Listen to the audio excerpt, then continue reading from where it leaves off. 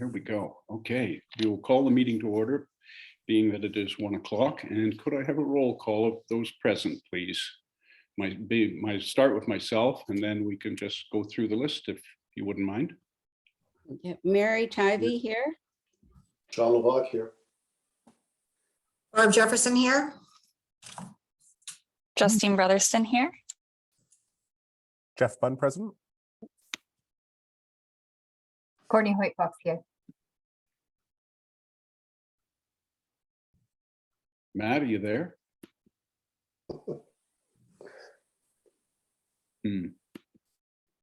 I know he's here because he's on my screen.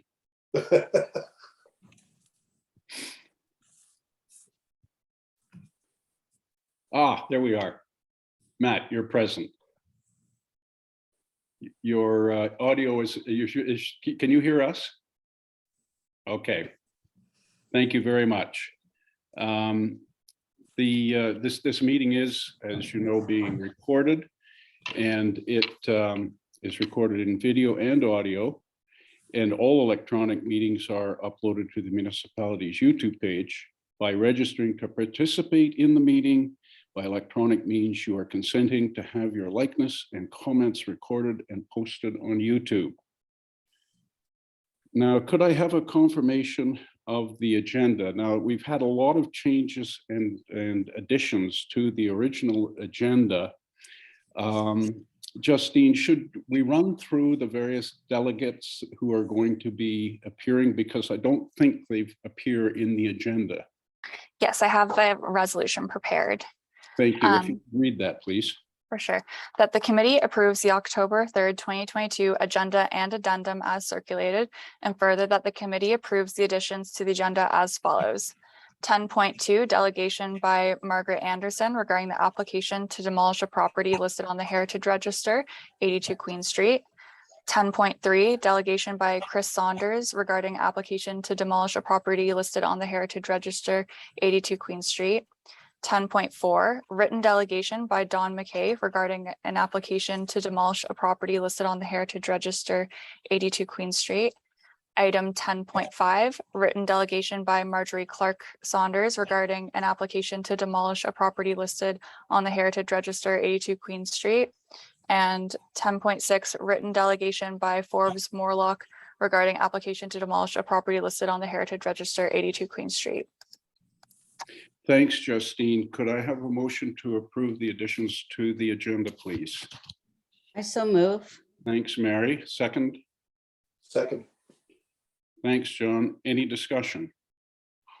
If not, could I have a show of hands approving the proposed resolution? All in favor? Yep. Any opposed? None? Carried. Now, are there any disclosures of any pecuniary interests?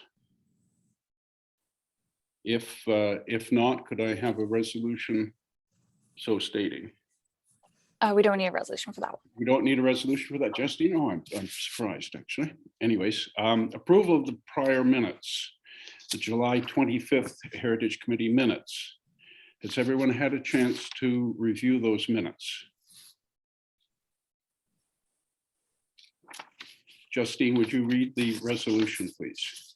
That the minutes of the July 25th, 2022 meeting be adopted as written and distributed. Moved. Also move. Thanks, Matt. Seconded. I'll second. Thanks, Barb.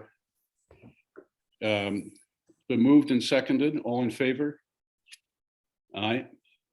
Opposed? None. Carried. Is there any business arising from the minutes? Now, if I recall correctly, that I'm not sure which set of minutes it was. There was some discussion. No, I guess it was the next meeting that we had. There was a meeting subsequent to this, was there not? Justine? No, this was the most recent Okay, meeting. then my memory isn't completely failing me. I believe that there was some discussion about the National Heritage Conference at that time, And I think John Levac brought up the point that there was a bursary available to assist in paying expenses for that. I'd like to report that a little bit of research on that really, it showed that we were too late to apply for it. It's a $225 bursary awarded, there's 25 of them awarded across Canada to assist in paying for expenses relating to the conference. And they receive applications between mid-May and mid-September. And I think we should note that for next year, assuming that someone would like to attend it from the Queensland Heritage Committee, there would be some modest assistance basically to pay the fees for the conference. Although it is very well attended, and I'm not sure what the how likely it would be that we would receive or anyone would receive assistance with the costs. So that's the only item I have from the that set of that meeting. I'm sorry, that meeting that I'd like to report on. Are there any further comments to be made? If not, then we can move on to, we've got, I guess we're down to item 8 now.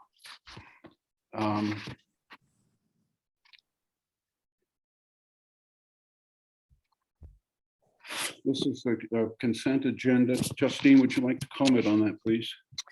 There's just one item that I wanted to pull out for the committee's attention. So item 8.2, the Lieutenant Governor's Ontario Heritage Awards. The award, Excellence in Conservation, allows individuals, including themselves, to be nominated for this award. So this item was just to inform the committee members of this opportunity for self-nominations. Thanks, Justine. Could I have a resolution to receive this report from Justine? I can just read that consent agenda items 8.1 and 8.2 be received for information. Thank you. Moved. Move. Mary moves. Thanks, Mary. Sorry, you just appeared. Thank you. Seconded. I'll second that. Thanks, Barb. All in favor? Aye. Aye. Opposed? None. Carried. Is there any correspondence? There's no correspondence. Thanks, Justine. Okay, at this point, I'd like to receive delegations, and I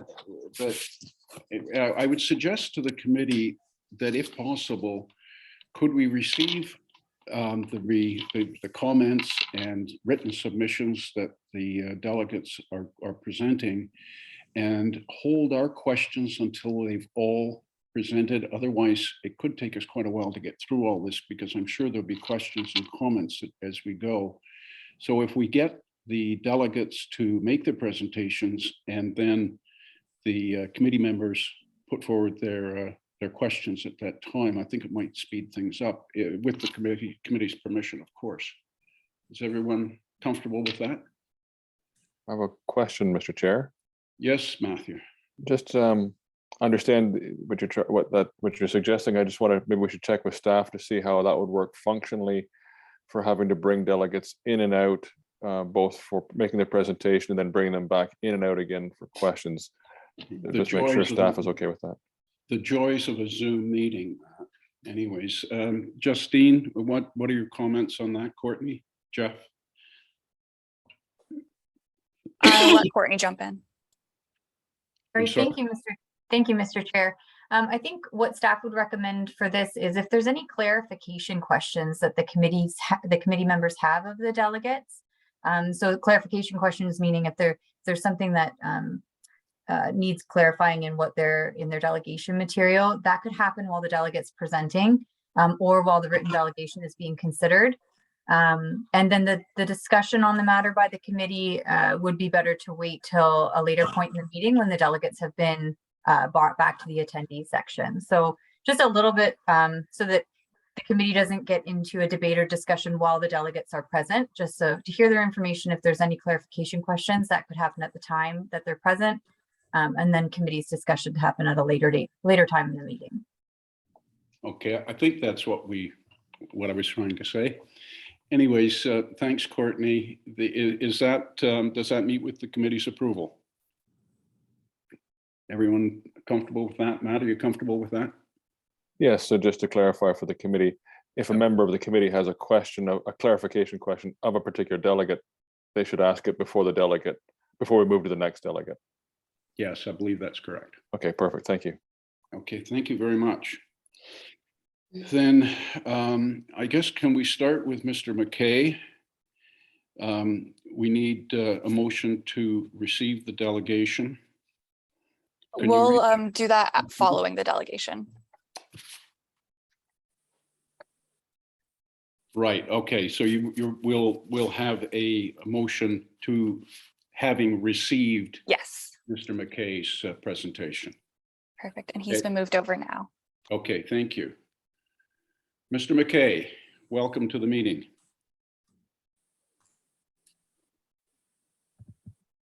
Are you there, Don? Hi, Don. Yes, thank you. Good afternoon, Chairman and Heritage Committee members. I assume I should start. Yes, please do. Yeah, my name is Don McKay. My wife Barbara and I have been residents of Morriston since 1984. We've both been councillors on the township and on the county.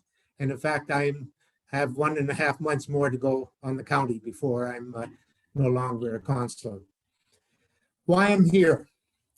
I'm here to implore you to recommend to council to designate the property 82 Queen Street within the municipality to be of cultural heritage value of interest based on the legislative criteria for determining cultural heritage under the Ontario Heritage Act. Why? Pushington's lot has a long, important, and interesting heritage. We need to recognize that heritage and preserve it for generations to come. One way to preserve that heritage is protecting our historical built environment. Steps have been taken to do that by planning our historical significant homes and buildings, but that is not enough. As witnessed what happened to the Calfast House in the new Stewart Landing subdivision in Morriston. Why designate 82 Queen Street? Following the criteria put down by the provincial government, what is the design value? The house on 82 Queen Street was built between 1909 and 1910 by the Morlock family, one of the founding families of the community of Morriston. The plans and construction of the house was undertaken by two Morlock sons, David and Peter, and helped to be constructed by local craftsmen, showing a high degree of craftsmanship. As one example of the stained glass windows in the residence. The exterior was made of wire cut brick from Elmira. The brick is unique to Pushland, as to my knowledge, there are only two other houses in Pushland constructed of the same brick, one on Watson Road and one at 4 Victoria Street. The historical value. The Morlock family, along with the Calfast and Weiner families, among others, helped to shape the culture and agricultural foundation of the community.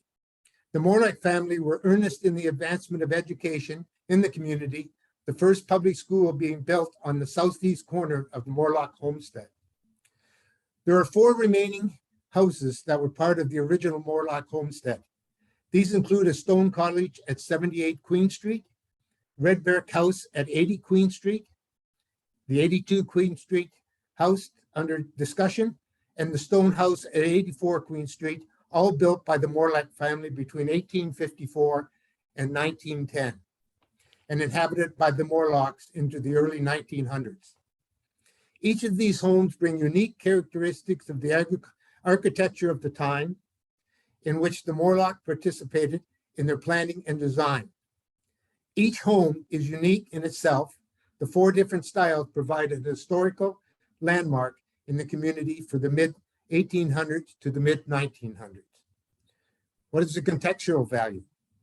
As a landmark, the house is significant given that in 1919, the house was bought by the Presbyterians as a manse for Duff's Church. It remained as a manse until 1993, when it was sold to a private family. As mentioned, the 4 homes on the Morlock homestead help to define, maintain, and support the character of Morriston. And in fact, all the pushnets as we see it in the older buildings still present in the community. They demonstrate the changing design over nearly a century in all in one place. They are visibly and functionally apparent, being on one of the busiest roads in the region, which has design guidelines for street fronts, which emphasize maintaining our historical culture. In summary, we are fortunate in Pushnets to have worked to retain our agriculture and heritage through our homes and buildings. But it has become apparent that that culture and heritage is under attack, as demonstrated to what's happened to the Calfast home and what could happen to the home on 82 Queen Street by those who have no interest in preserving our culture or history. Therefore, I ask you, the Heritage Committee, as the protector of that culture and history, to send a message to the community by strongly recommending to Council to designate the home 82 Queen Street to be of cultural heritage value. Thank you very much for allowing me to give the presentation. Thank you, Don. Do any of the committee members have any questions for Don? I do. Nobody else Yeah, does. thanks, Matthew. Go ahead. Thank you, Mr. Chair, and thank you, Mr. McKay, or should I say, Councillor McKay. Excellent presentation. I'm fascinated by this, the information you brought to the table that's suggesting that this is one of a set or one of a group. That's really I don't want to say foundational information to me. That really changes the perspective for me. And so from that, can I interpret that you're sort of suggesting that this is one maybe to start with of the group, if it is part of a group, that perhaps the committee should beyond this consider the remaining 4 in the group as well? I think it's prerogative of the committee to look at that, given the significant historical significance of having all 4 houses so close together. And I think it's also significant that the committee needs to start to demonstrate that we need to start designating more of these properties around Pushnets in the Pushnets community, because as I say, it seems to me that the people that are coming in and buying up these properties are not cognizant or do not care about our heritage, and therefore is willing to take down and destroy some beautiful homes just for possibly monetary gain. Thank you, Mr. Chair. Thank you, Mr. McKay. Thank you, Mr. Bulmer and Mr. McKay. Any further questions? If not, then could I have a motion to receive Mr. McKay's delegation? Justine, could you read the motion, please? Oh, I'm sorry. Mary, you. No. Oh, sorry. Sorry. That the delegation by Don McKay regarding the application to demolish a property listed on the Heritage Register, 82 Queen Street, be received for information. Thanks, Justine. Moved. I'll move. Thanks, Mary. Seconded. I'll second. Thank you, Barb. All in favor? Aye. Aye. Any opposed? None. Carried. Thank you very much. Thank you, Don, for your presentation. As I would second Councilor Bulmer's comments as well. Quite fascinating. Anyways, let's move on now to a delegation by Margaret Anderson regarding the same property. Margaret is just being moved over now. Thanks, Justine.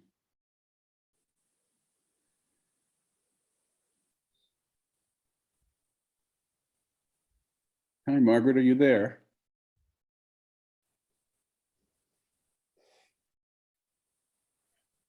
I've got a spot on my screen, but nothing else.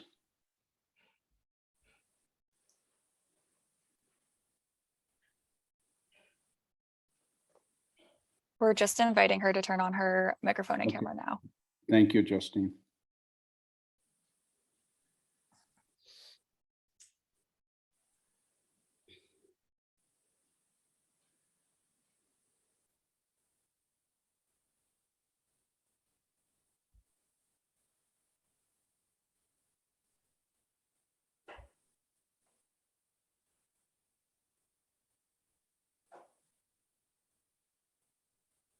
Hi, Margaret. If you could just turn on your microphone and camera, you'll see the icons are in the lower left-hand corner.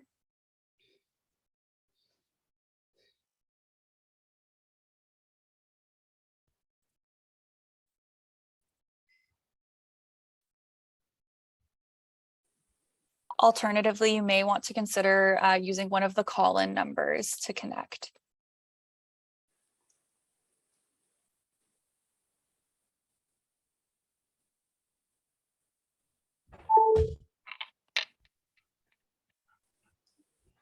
Thank you so much. I've got water. Wait.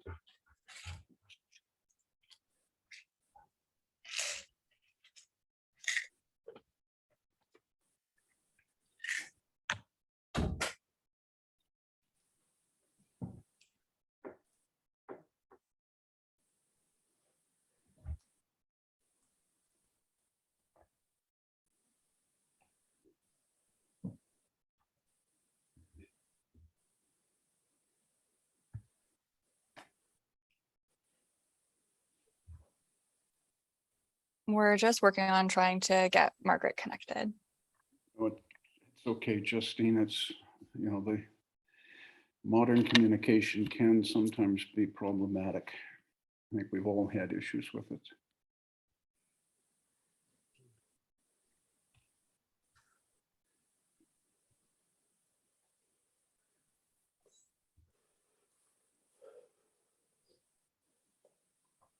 We're just going to try moving Margaret out and back in to see if we can help her get connected. But at this time, I just wanted to let the committee know that currently we do not have Chris Saunders listed in the attendees. We've been trying to get in touch with him to see if he's still looking to get delegate. If we're unable to connect with him, then we will let him know that he will also be able to speak at the council meeting on October 19th. Okay, thank you very much.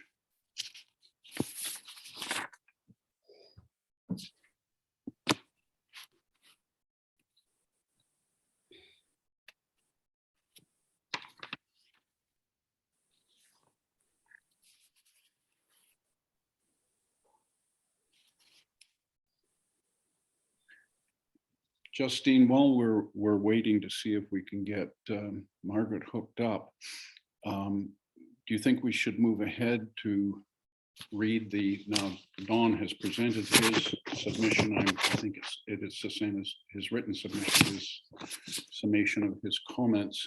Should we move ahead and read into the record the written submissions by either Marjorie Clark and or Forbes Morlock while we're waiting?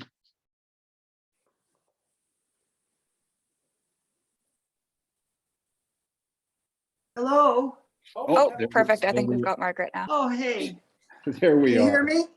We can. Thank you very I much. can, and welcome, I can welcome to the see meeting. 4 of you, but I'm sorry. I had some settings that I had to change. No, Okay, very good. would you like to hear my Please. my presentation? First of all, I would like to ask whether or not this house was actually plaqued by the Heritage Committee. Yes, I believe it was. It was, okay. It is. The plaque appears to have been removed. Okay. Oh, it's been removed. It appears to be. I did not Okay, did okay. not go 'Cause up and find the mounting holes, but I understand that there was a plaque there and it appears to have been removed, but I may be mistaken. Okay, would the Heritage Committee have a record of whether or not that house was actually plaqued? Because I'll tell you why I'm asking is I understood or I have heard that the original owners did not, they did not wish the house to be plaqued. the Heritage Committee did all the investigation in order to designate it, but when it came time to placking it, I've heard that possibly they refused the plaque. Mary, Matt, either of you or Barb, do you have any comments on Marjorie's comments? Yes, thanks. Thanks, Mary. I'm afraid I can't recall if they refused the plaque, but I was part of a site visit in 2012 when we agreed it should be plaqued. Okay. In our records, it says it's plaqued. Okay. And regardless, Marjorie, it's Margaret, sorry, it's on our heritage register. Okay. And that's what's important in terms of our discussion today, Right. because it's now on a legal listing of properties that have heritage significance in the township. And may I also ask how much influence does the Heritage Committee have when it comes to demolishing properties? Can you prevent that if you vote against it, or can you only recommend against it? We can only recommend to council. Okay, yeah. And is it council or is it the county that makes this decision? Puslinch Council or county?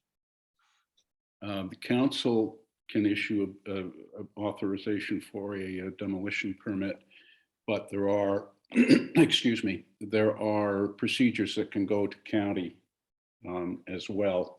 It gets to be, it'll be problematic. Let's put it that way. Okay. All right. Well, for all the reasons that Dawn has given, I would say that I'm not in favor of you agreeing to this demolition. I live in heritage property myself, and as he said, we have to fight to look after our history and our heritage. We can't just leave everything to the almighty dollar. That's just about all I have to say. Thank you. That's quite potent, Margaret. Thank you very much. Okay. Do any of the committee members have questions for Margaret? If not, could I have a motion, please, Justine? That the delegation by Margaret Anderson regarding the application to demolish a property listed on the Heritage Register, 82 Queen Street, be received for information. Thank you. Moved? Move. Thanks, Mary. Seconded? Second. Thanks, Matt. All in favor? Aye. Carried. Okay, we now have several written submissions. Justine, would you like to read them into the record? Or So we won't be reading them into the record today. They have been posted on the website as part of the record, and then they've been circulated for the committee to review. Thank you. Yes, I know. I'm sure everyone has received copies of it. And thank you very much for that. Let me see now, where are we down to? We've got the written presentations. They have been posted. I guess that's it for delegates and the submissions. In terms of the written delegations, would you like to receive them in a single motion, or would you like to receive them Yes. each individually? No, I'd like to receive them as a single motion, please. Just give me 1 second. If that's convenient, Justine. Nope, If you want for to do it sure. individually, it doesn't matter.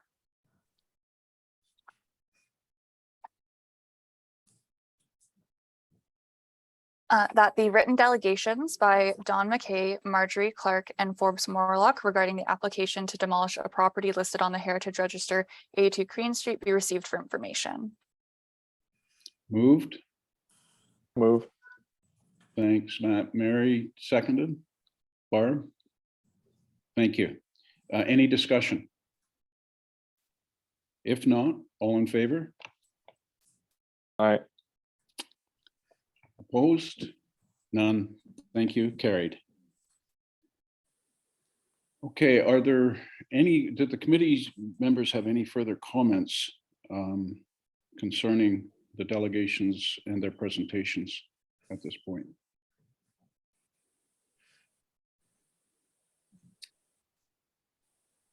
I Yes, do. Mary. Yes, Yeah. Mary. In response to Mr. McKay's delegation, I would like to underline his emphasis on the contextual value of the house as part of a continuity of Morlock occupation in Morriston, and that in this case, the individual part is significant, but the sum of those parts is even more so.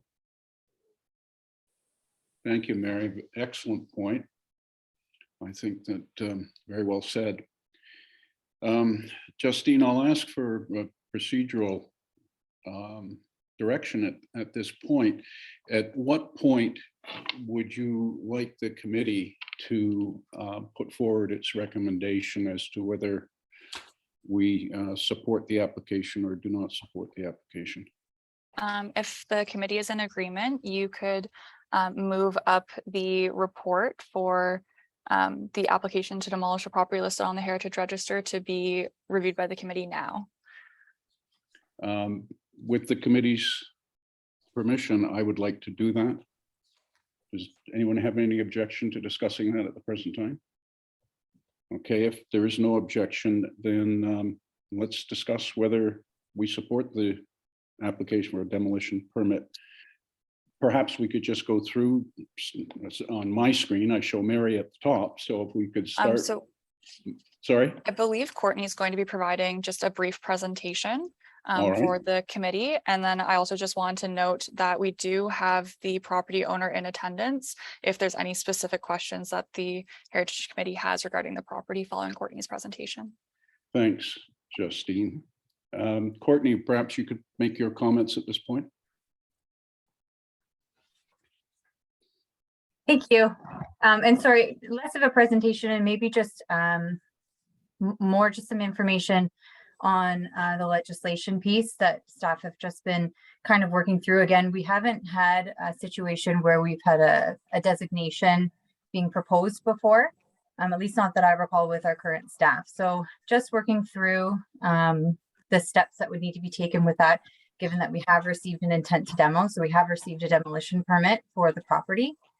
So I'm really just here to help with some of the legislation and the process steps for this, with taking it to council and that sort of thing. If committee does have any questions regarding that, if you'd prefer, and we could just look at those questions as they come up, I'm available as well. I don't necessarily need to give a full presentation, Mr. Chair. Thank you, Courtney. Starting at the top, Mary, any comments? I'm just not, I'm afraid I'm not quite sure what I'm commenting on. Am I commenting on the request to review the demolition? Is there a motion I'm commenting on? I don't think a motion has been made as yet. All right. Well, then can I make a motion? I would be delighted if you would. All right. So I move that the request to demolish 82 Queen Street be rejected, and that the council issue intent to proceed with designation of this property. Thanks, Mary. You've heard the motion. Do we have a seconder? No one wants to second that. Oh, I'll second it, I Well, thank believe. Thank you, Matt. If we could have it, just have staff read it out for clarification before we discuss it, that'd be great. Okay, that would be appropriate. Thank you. Justine, could you read the motion, please? That the request to demolish 82 Queen Street be rejected, and that the Heritage Committee recommend council proceed with designation for this property. Thank you. Any further comment? If not, all in favor? Aye. Thanks. Barb, Barb, you're voting, or you're going to make a comment? I'm going to make a comment first if I could. No, there is a discussion between now and there. Okay, go ahead. I am not surprised, but I am amazed that this item has caused so much community concern. We have, as soon as our agenda was posted, we have had 4 independent individuals come forward with sound arguments against the action of issuing a demolition permit. I find this quite profound. I'm not aware of any other activity that the Heritage Committee has had that has aroused this kind of concern. I appreciate how well some of these delegations have articulated their point, and I also appreciate the passion of others. I just want to say that I do think that this is a situation that we do need to respond to. There is a lot of interest in this proposed action. Thanks, Barb. And I totally agree with you as a member of the committee. So I have a question, if I could. We've certainly had a lot of interest in this from that side. But the only other thing we haven't had is a comment from the current owner as to why they actually want to do this. Since they're actually on this Zoom right now, would it be fair to get a comment from the owner to explain why demolition is something that they want to proceed with at this time on this property? I think it's most appropriate, John. Justine, if the current owner would care to make comment about this, I think we're quite prepared to hear his comments. Okay, they're being moved Procedural over note, now. just one procedural note first, to make sure we have the record straight. That would Thank you. require permission of the committee, just as a point of order, that we make sure that to receive a delegation from the owner. I don't disagree with it, but I think just to make sure the record is straight. So should we have a resolution to receive a delegation from the owner? Yep, we can do that. Okay. If you would do so, please, Justine. Thank you, Matthew. Good point. John, did you want to, sorry, Mr. Chair, perhaps Mr. Levac would like to move that motion? I move a motion to have the owner comment on the purpose for the demolition request. Seconded. I'll second that. Barb, thank you. All in favor? Opposed? None. Carried. Thank you. They've been moved.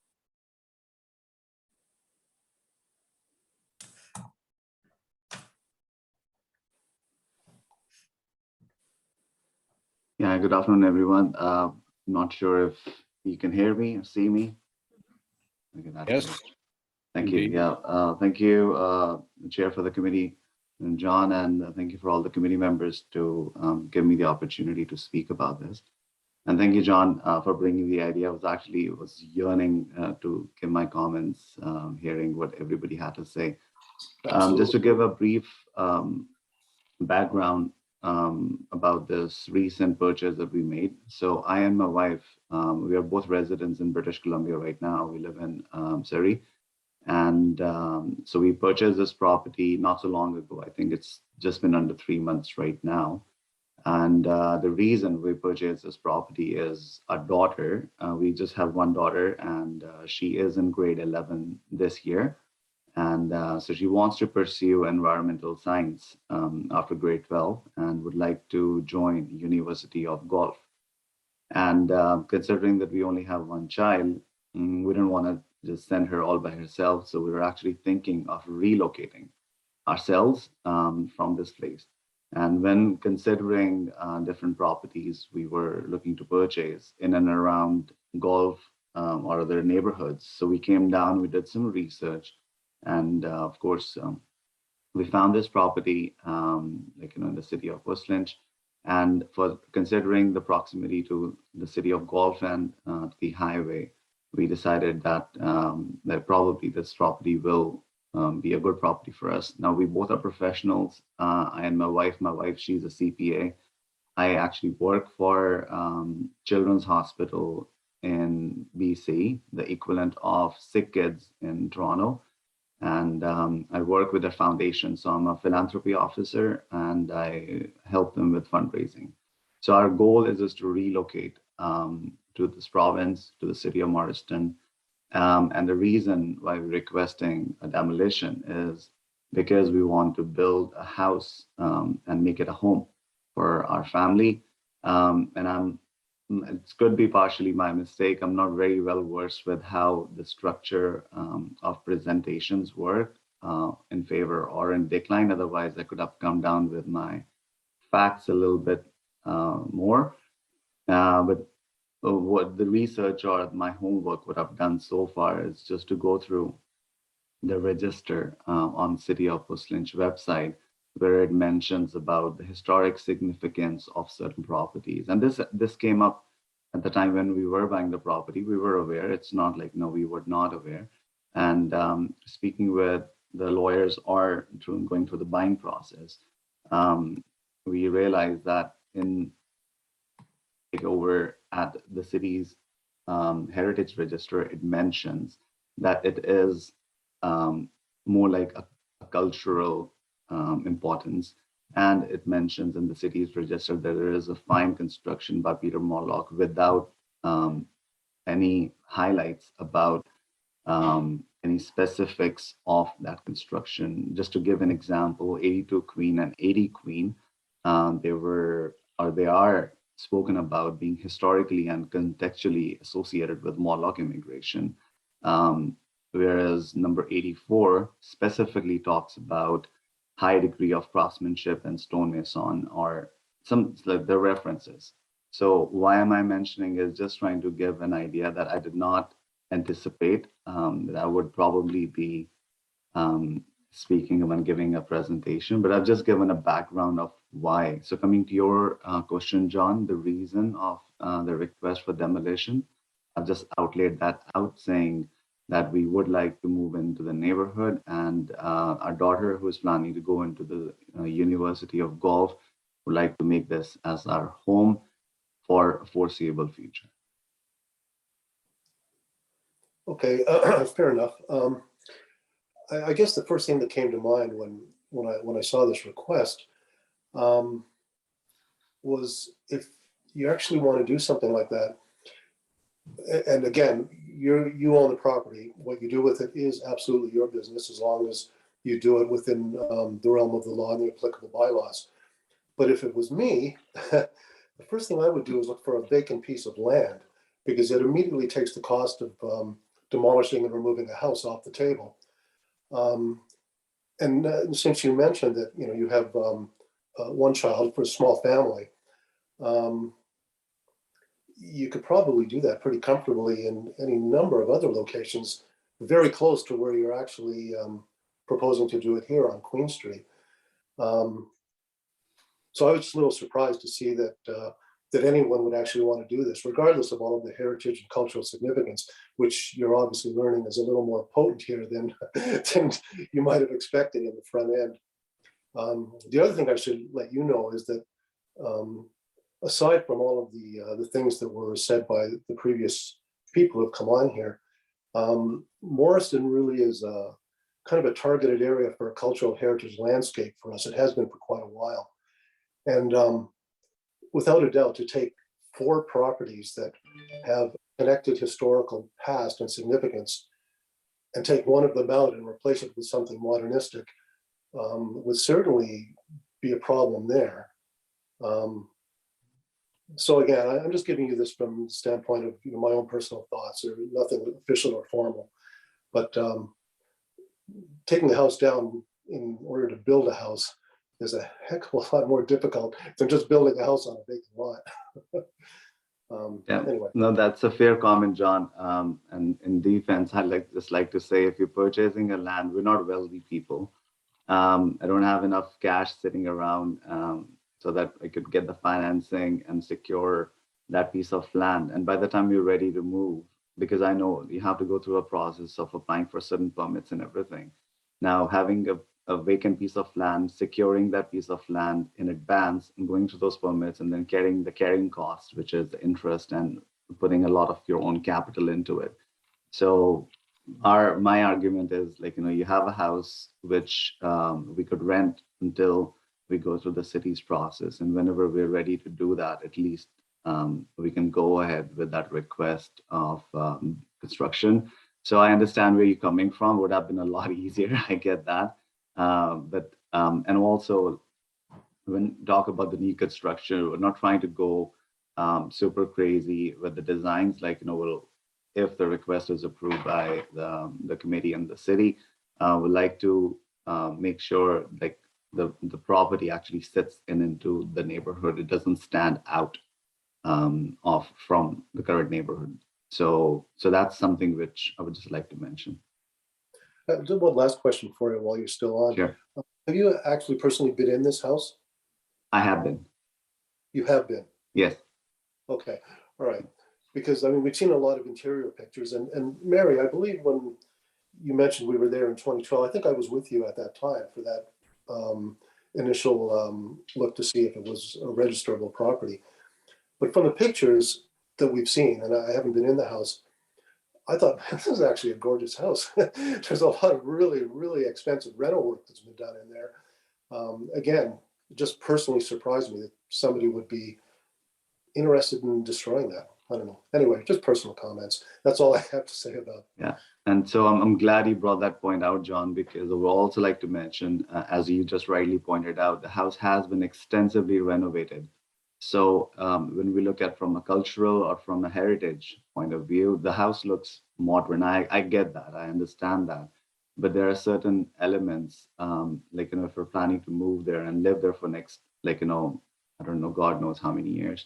But so from that aspect, we decided, okay, you know what, if it was visually a heritage building, honestly, we wouldn't even have gone for it. But looking into inside of the house, where it's pretty modernized and has been renovated, the washrooms, the kitchens, and everything.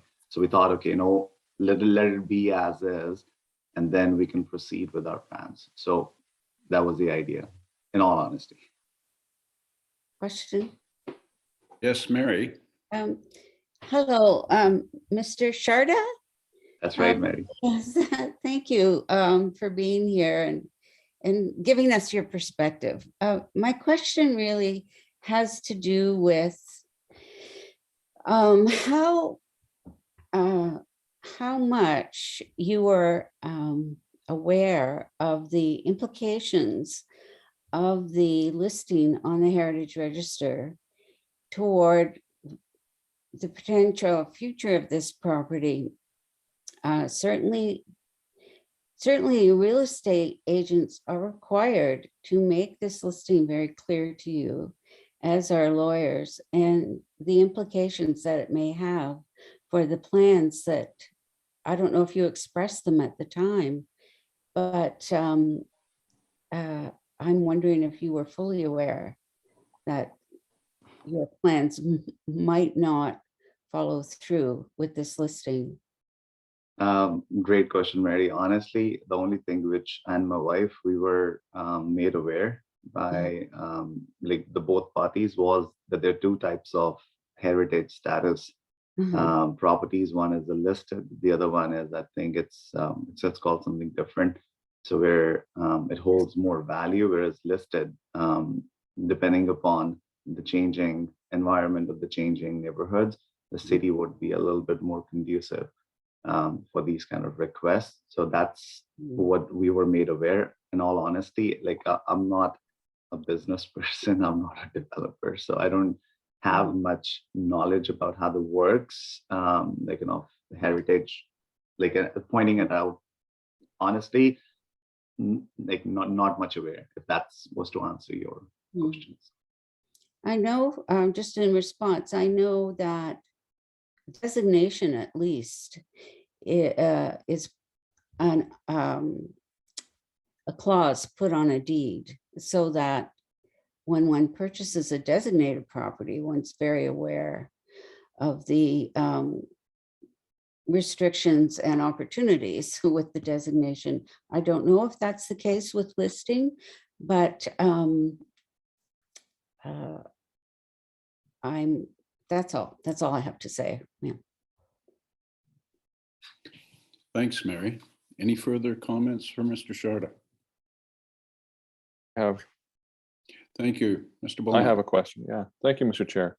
Perhaps as a question for staff first, just to clarify for everybody's understanding, if we recommended today to go ahead with designation and council saw fit to do the same, that would not prevent the owner from renovating the house, putting an addition on the house. Is that correct? I don't think so. Mary?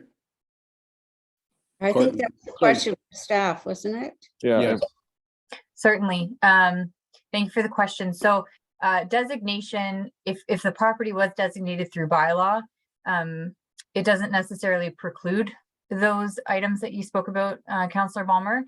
It would just put in requirements that could be asked for through applicable law, through the building permit process that would be presented to council.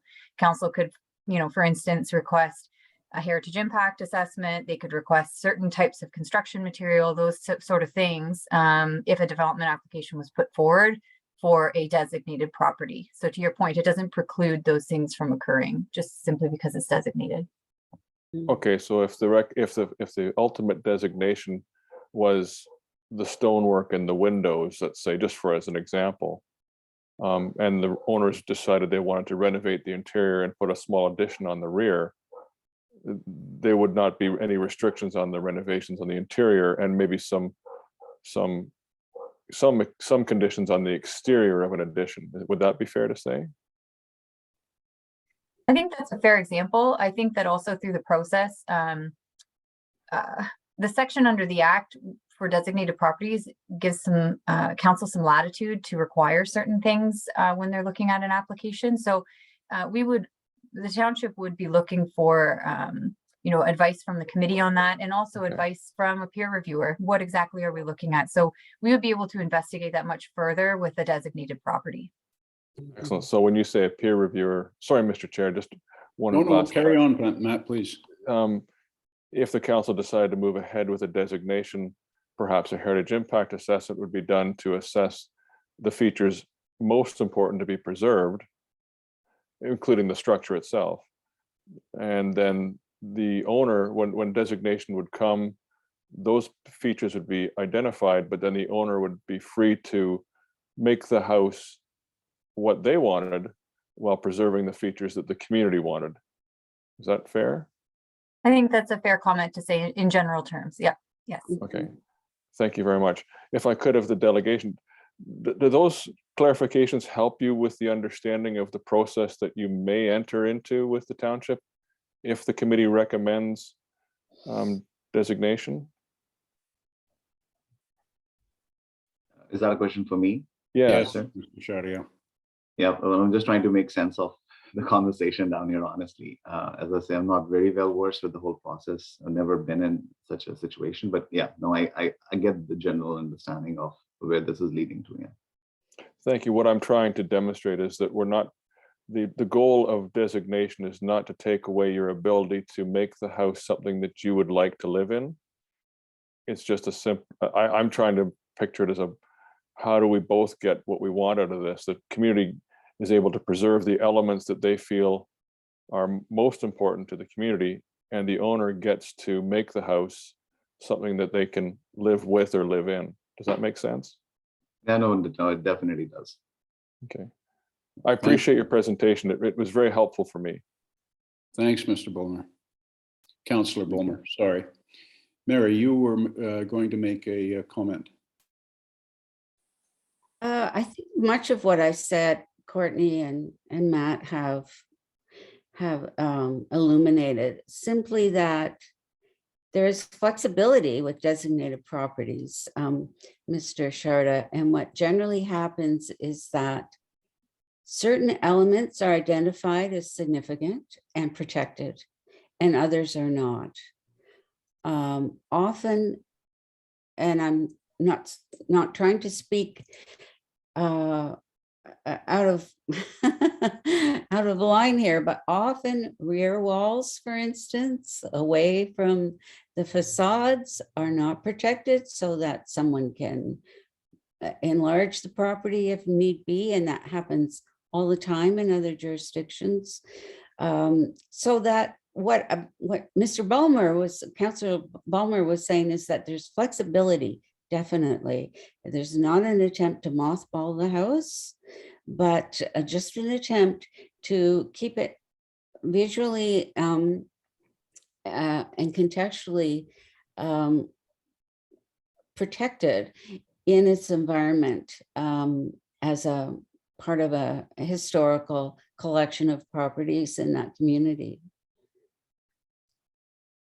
No, I appreciate it. Thank you. Thanks for giving me like some form of a direction. But again, like, as I say, I'm just trying to make the understanding of what's happening here today. This is my first ever presentation to the city or any kind of a city. So I wasn't like prepared for the comments. So I'm sure I'll take this feedback back and probably will be in touch with the council as we go forward with the recommendations from this committee and see what the next steps to be followed. And I understand the concerns, like, the presenter made.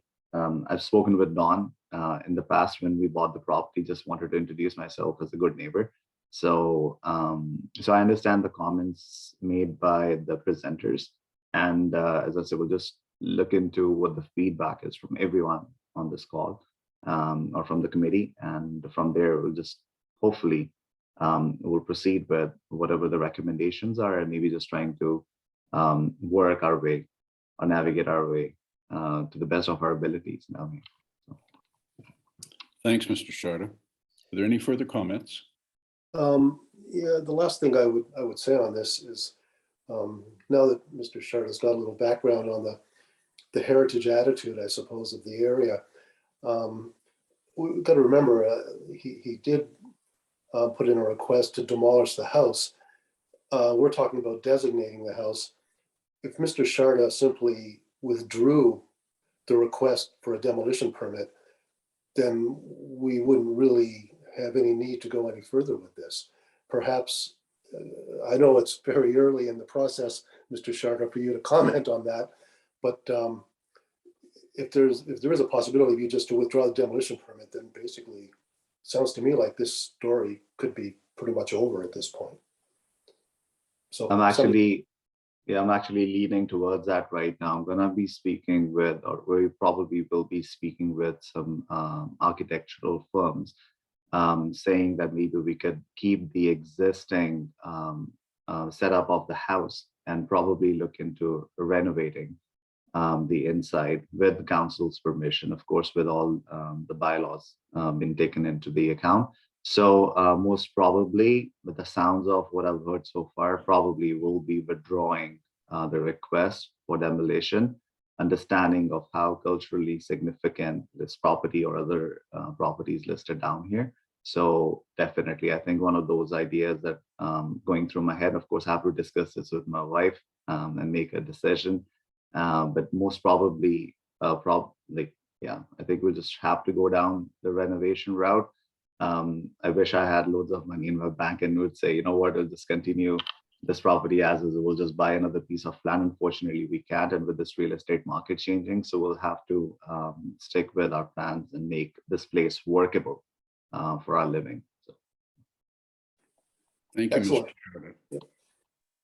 Mary, I saw your hand waved there. No further comments?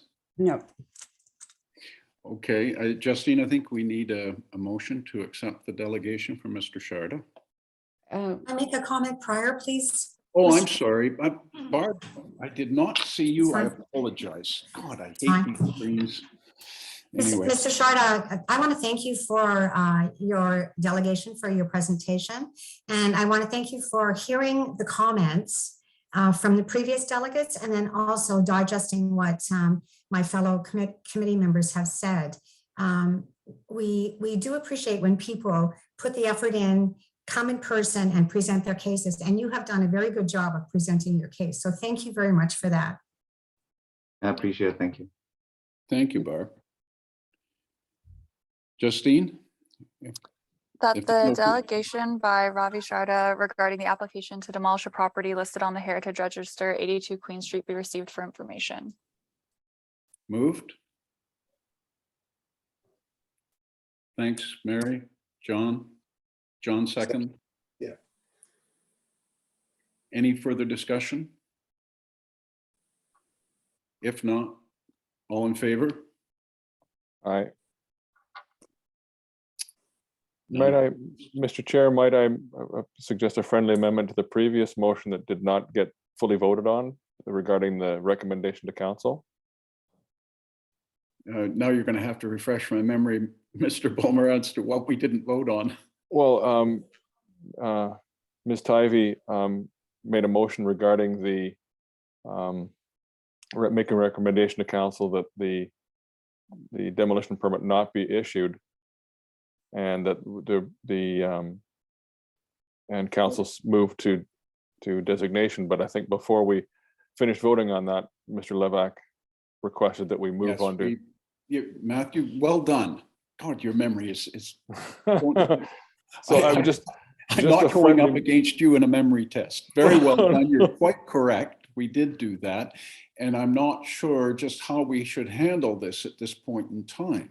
Might I propose a friendly amendment to that motion that just in light of the comments received from the delegation, that they are considering the withdrawal of the demolition permit, and perhaps just modify the motion slightly to suggest that if the applicant does not withdraw the permit and seeks to proceed with the demolition permit, that's what the basis of the recommendation is on, unless the committee would like to otherwise. Then the alternative is that we want to recommend designation regardless.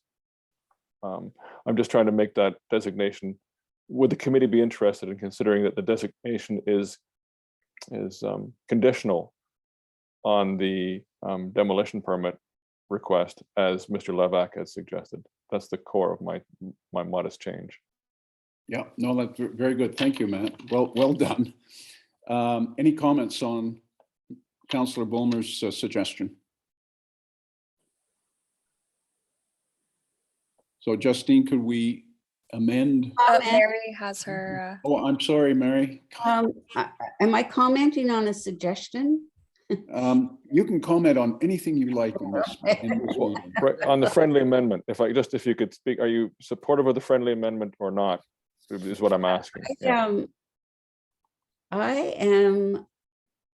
I would advise that we designate, regardless of whether that application for a permit to demolish is withdrawn. Why would you do that, Mary? Because I don't want to have this battle again. And I frankly, think it's pretty unlikely. listed properties that are listed do not have the same protection in situations of renovation. Okay. Mhm. Um, Also, for the third item is that our community has essentially come together to ask us to do this to this property. And I think that we should represent them here and their concerns. Well, I think that's quite important. And in light of the information that was brought forward by Margaret Clark and by Dawn, good education thing for me. I wasn't really up to date on the fact that the 4 properties were connected in the way that they were. I obviously am now. So I would get back to the cultural heritage landscape idea. The only reason we were considering moving to designation on this property was to discourage the demolition of the property. If we're going to move ahead with a designation, why not designate all 4? Because all 4, they tell a story. One is one, but and that tells part of the story. I think the fact that there's 4 together like that, with that 60 or 70 year span in the building between all 4, is way more of a heritage story than just a single place. I would move to designate all 4 as a cultural heritage landscape, if that is possible. Mary, any further comments? I have no objection to that, but in terms of process, we're dealing right now with one structure, and the process of designation is such that we need to have background reports on each property with a consistency and an argument for identifying it as a landscape, if that's our choice. Yeah, that's all. Okay. Well, Yeah. I was under the impression that a landscape being a collection of heritage and or historical worthy properties could be designated as a concept as opposed to a structure, but you would know more about that specifically than I do. Maybe I misunderstood that. No, you didn't. But let's just assume that that's how we want to proceed. It's quite a big task. So we need to look not only at structures, but we need to look at topography. We need to look at outbuildings. We need to look at farm ponds. we need to consider a lot. And I think it's a great project. I think it's a great project that needs to be done. I'm just looking kind of at a first step here in terms of this particular property. Yeah, thank you, Mary. I respect it. Sure.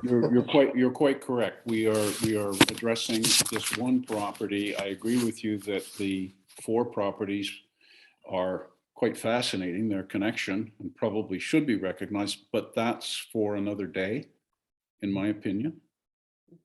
And yes, Mary. Well, and the other thing, if I can just speak to this particular property, is to my knowledge, there's not a house in our register that has been so well documented in terms of its construction. We know who plumbed this house. we know who we know the mason, we know the carpenters, and they were all people intrinsic in that community. So even though there's talk of renovation, all that interior woodwork, etc., is historically documented. Whether or not it remains, this property is so well documented that in order to proceed with a designation, much of the work has been done by people in the Historical Society already. It's, yeah. Thank you, Mary. Okay. Any further comments? So we need to. I'll withdraw my friendly amendment, I guess, Mr. Chair. I don't know if there was support for it or not. I couldn't get a sense, but I'll withdraw the friendly amendment and leave it as it was. Thank you, Councillor Bulmer. Now I've lost track of where we are. Justine, where are we in the process here? I think we're voting on designation. We should do another vote for that recommendation. The recommendation that we So I can read it as we Thank had you. it before. Thank you. That the Heritage Committee recommends that the request to demolish 82 Queen Street be rejected, and further that the Heritage Committee recommend council proceed with an intention of designation for 82 Queen Street. Thank you. Now, do we have that moved? Who would care to make the motion? I believe it was already moved and seconded. Was that? Yes, not? that was moved by Mary and seconded by Councillor Bulmer. Okay, so we're back to square one here. Thank you very much. All in favor? Any opposed? No, carried unanimously. Thank you. After that, I guess we move on now, Justine, to the committee reports, do we not? Yes. Okay. There were signage suggestions that were put forward. Could we have a motion to approve the committee memo. And could you read that, please, Justine? That the committee memo signage suggestions be received for information, and further that the signage suggestions contained in the committee memo be forwarded to the signage subcommittee for consideration. Thank you. Moved? I so moved. Mary. Thanks, Barb. Barb, you're seconding or are you moving? Doesn't matter. Doesn't matter. All in favor?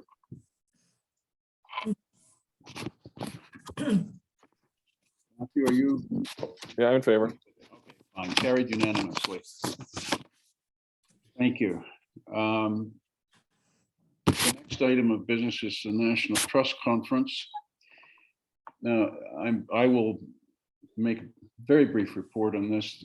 National Trust is it's an independent national charity that empowers communities to save and renew heritage places. Now, I was going to say I'm plagiarizing this. I'm not really plagiarizing. I'm just reading it off their website. They actually make a good point as to what they are. It is a nationwide group, very inexpensive to belong to. I think it's $40 a year per person. They do have a national convention, and they state that, and I'll read it because I think it's quite appropriate. The heritage places are the backbone of resilient, diverse, and sustainable communities. Think of historic lighthouses, schools, rural landscapes, indigenous heritage sites, places of faith, older houses, neighborhoods, and the buildings and the vibe on the main street, which Morriston is a real good example of what we're trying to do there. The National Trust works with partners, donors, and funders to see heritage places play their part as cornerstones of climate action, social cohesion, and sparking important conversations about Canada at the places our members visit and discover. They go on their website, which I encourage people to have a look at, that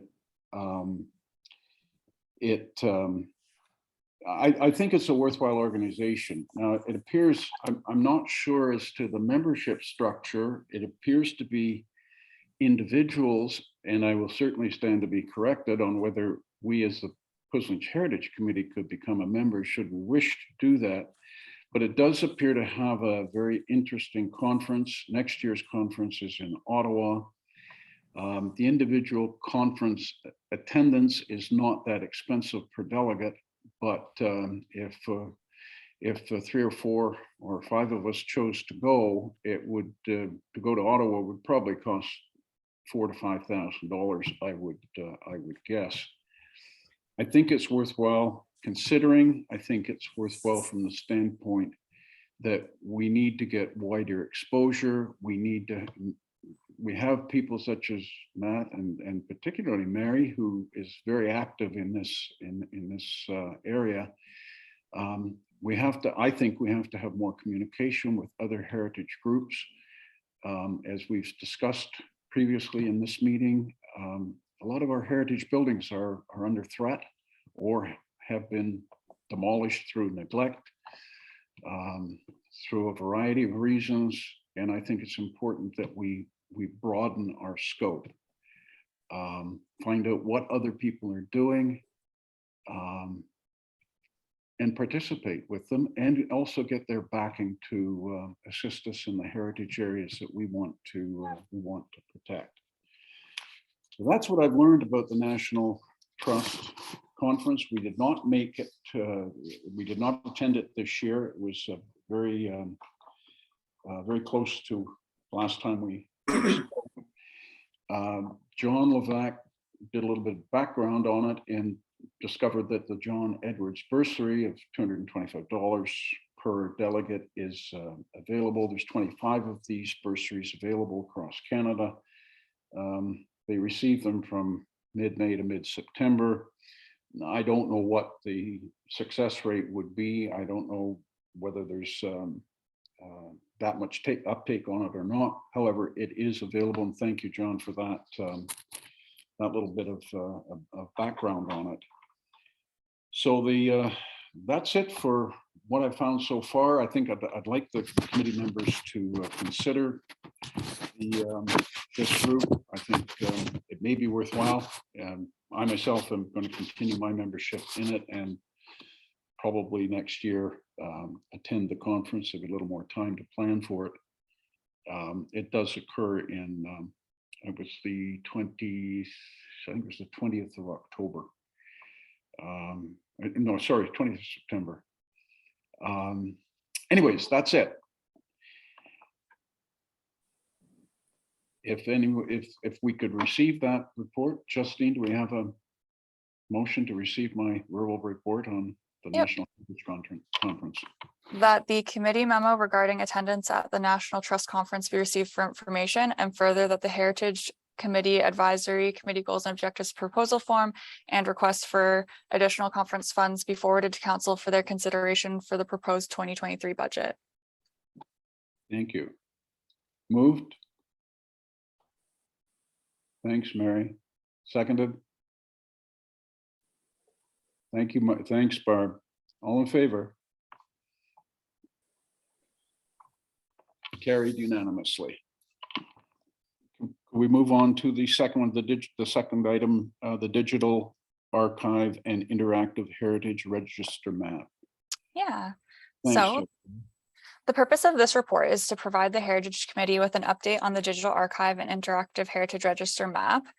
Detailed in this report is the soft launch of the digital archive and interactive heritage register map and how it will be hard launched following its presentation to council on October 19th, 2022. I will now invite our Deputy Clerk, Jeff Bunn, to provide a presentation on the completed digital archive and interactive heritage register map. And we also have Emmanuel Van Leeuwen, who created the digital archive and interactive heritage register map, present with us today.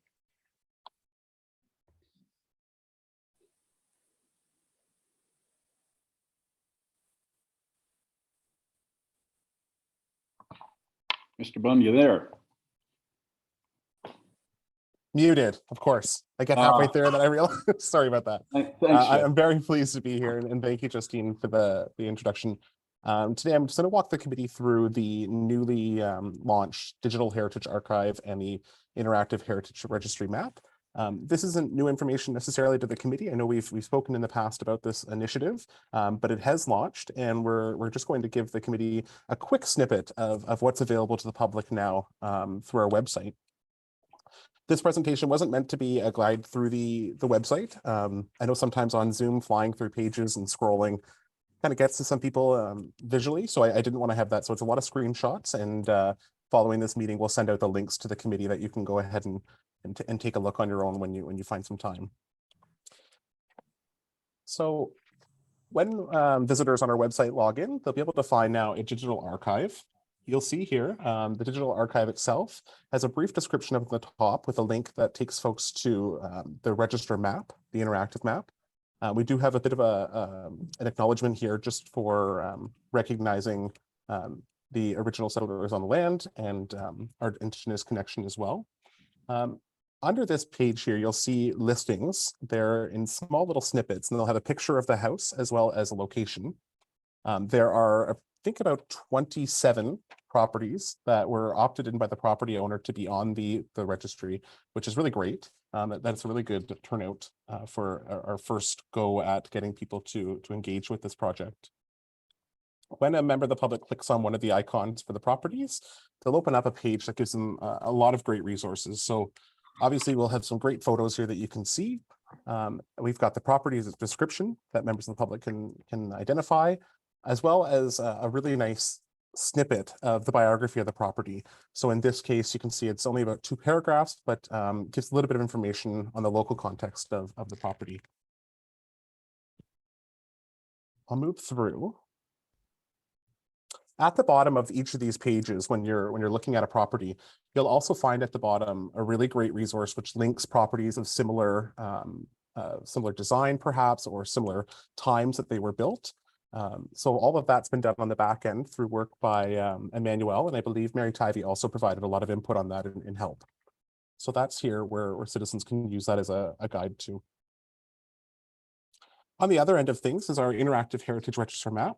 So this is a really great initiative using tools that were already available within the township. So this is through Engage Push Lynch, or you may have heard it referred to as Bang the Table in the past. So this is a tool that we're already paying for that we'll be able to leverage the technology for another use, which is excellent.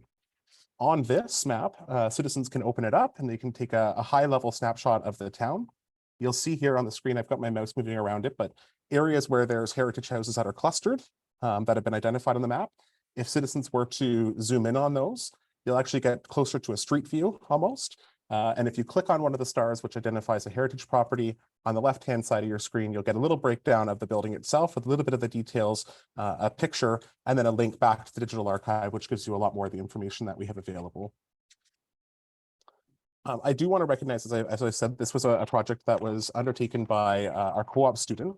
So the township back in the winter of last year applied for a Young Canada Works grant and was successful. So I do want to recognize the funding that we received from the federal government for this initiative and for this project as well. I do want to take a special time moment from the committee just to give a thank you to Emmanuel for all the work that she has done on this project. It was painstaking in many cases. You can imagine going through lots of files and compiling data, and also to Mary Tivey, who was very helpful in providing resources in her time as well at proofing some of the work that was put together.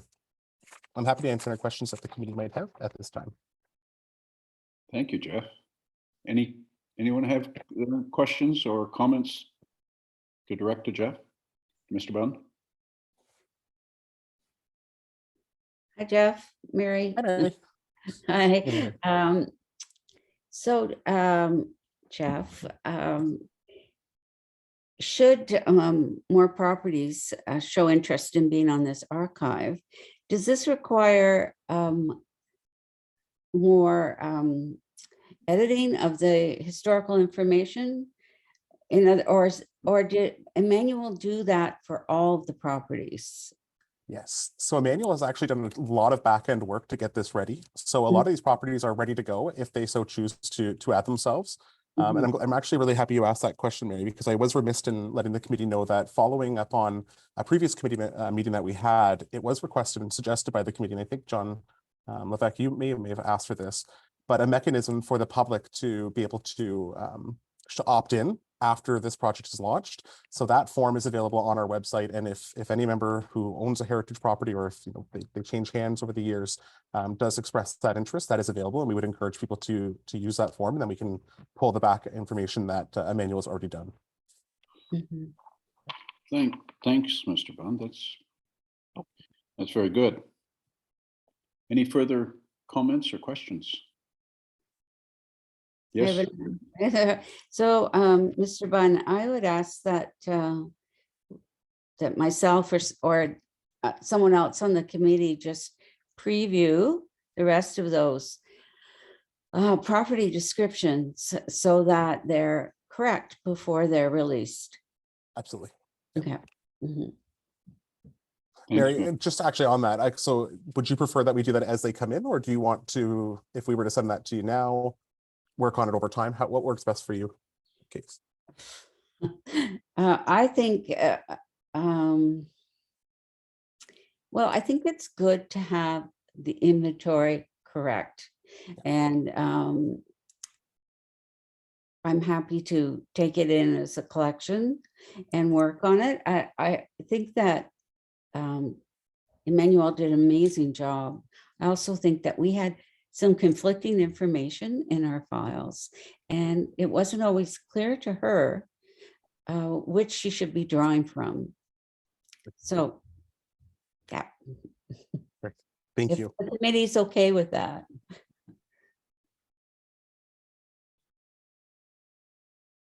Okay, thank you. Great. Thanks, Mary.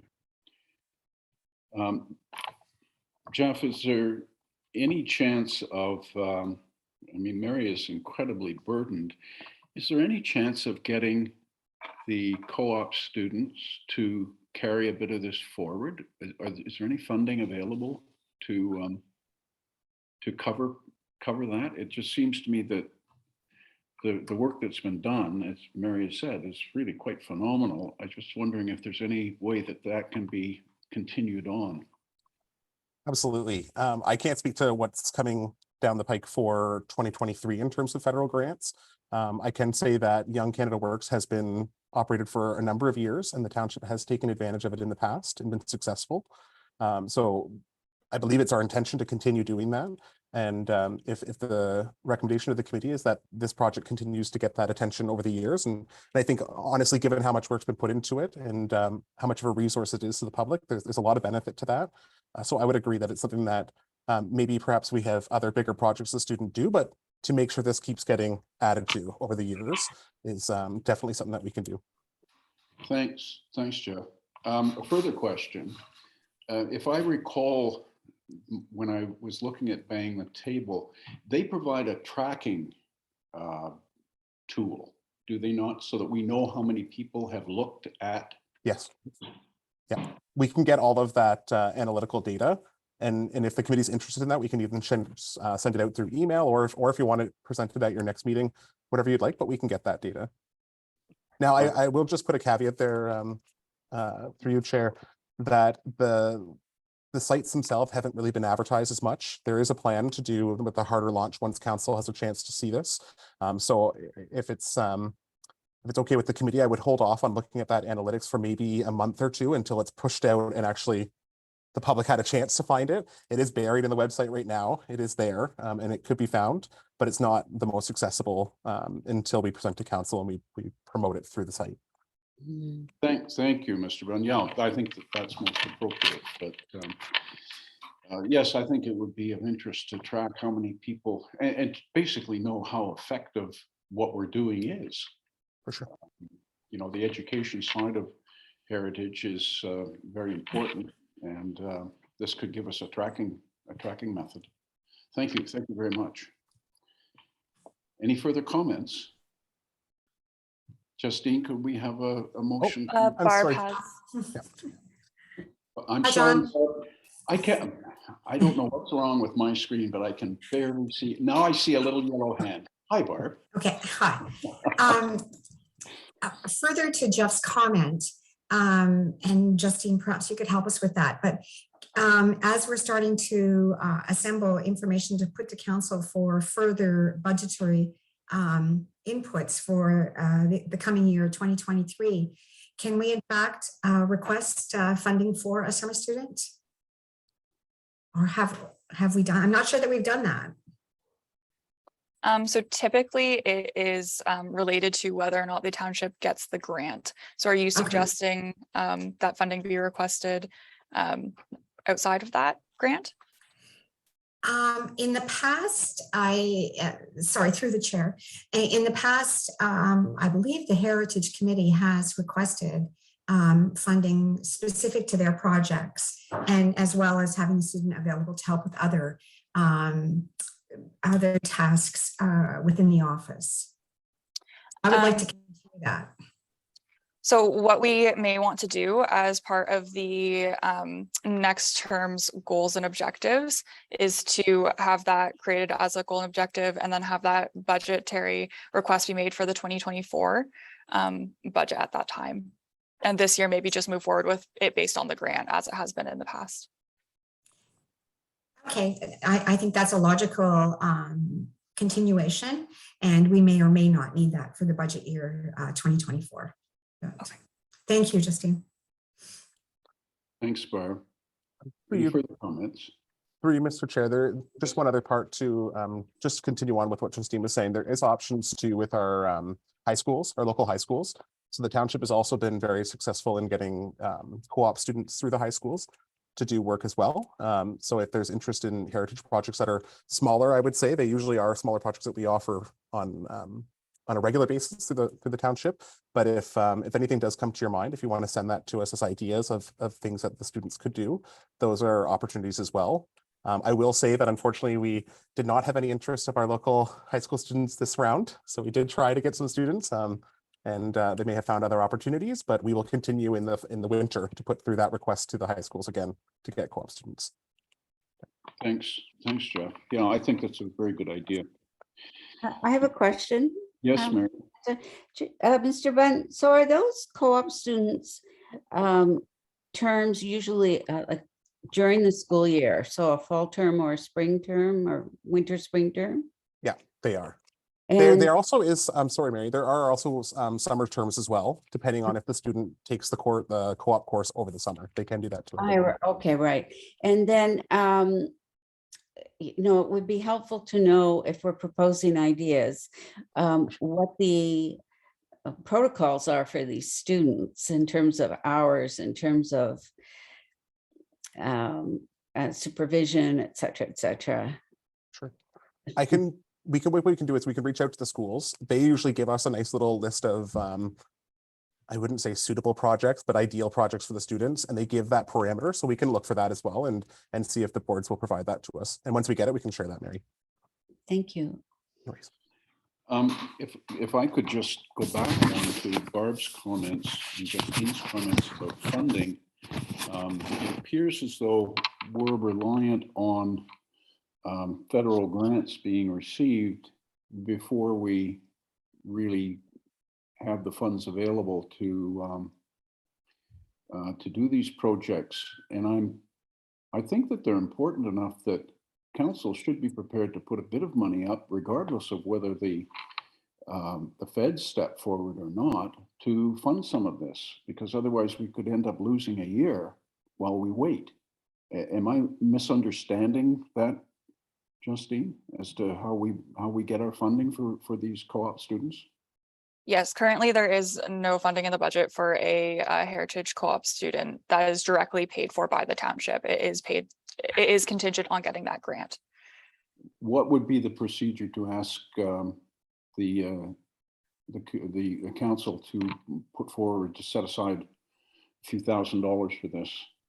So I believe the process would be going through that goals and objectives proposal form, creating the proposal form as a formal request to council, and then council being able to review that as part of their budget process. We're really kind of in the crunch time now in terms of budget. So I will look to Jeff if that's something, if the committee was to put it together quickly, if it would be able to go. But I think probably what it would make the most sense is to continue with the grant form of how we're doing this at this time, and then put that request forward for the following budget year. Jeff, have you any comments on that? Through you, Mr. Chair, I would support what Justine's saying there and go forward with looking for the grant opportunity in 2023 and working through the process for 2024 of getting its own dedicated budget from council for the subsequent year.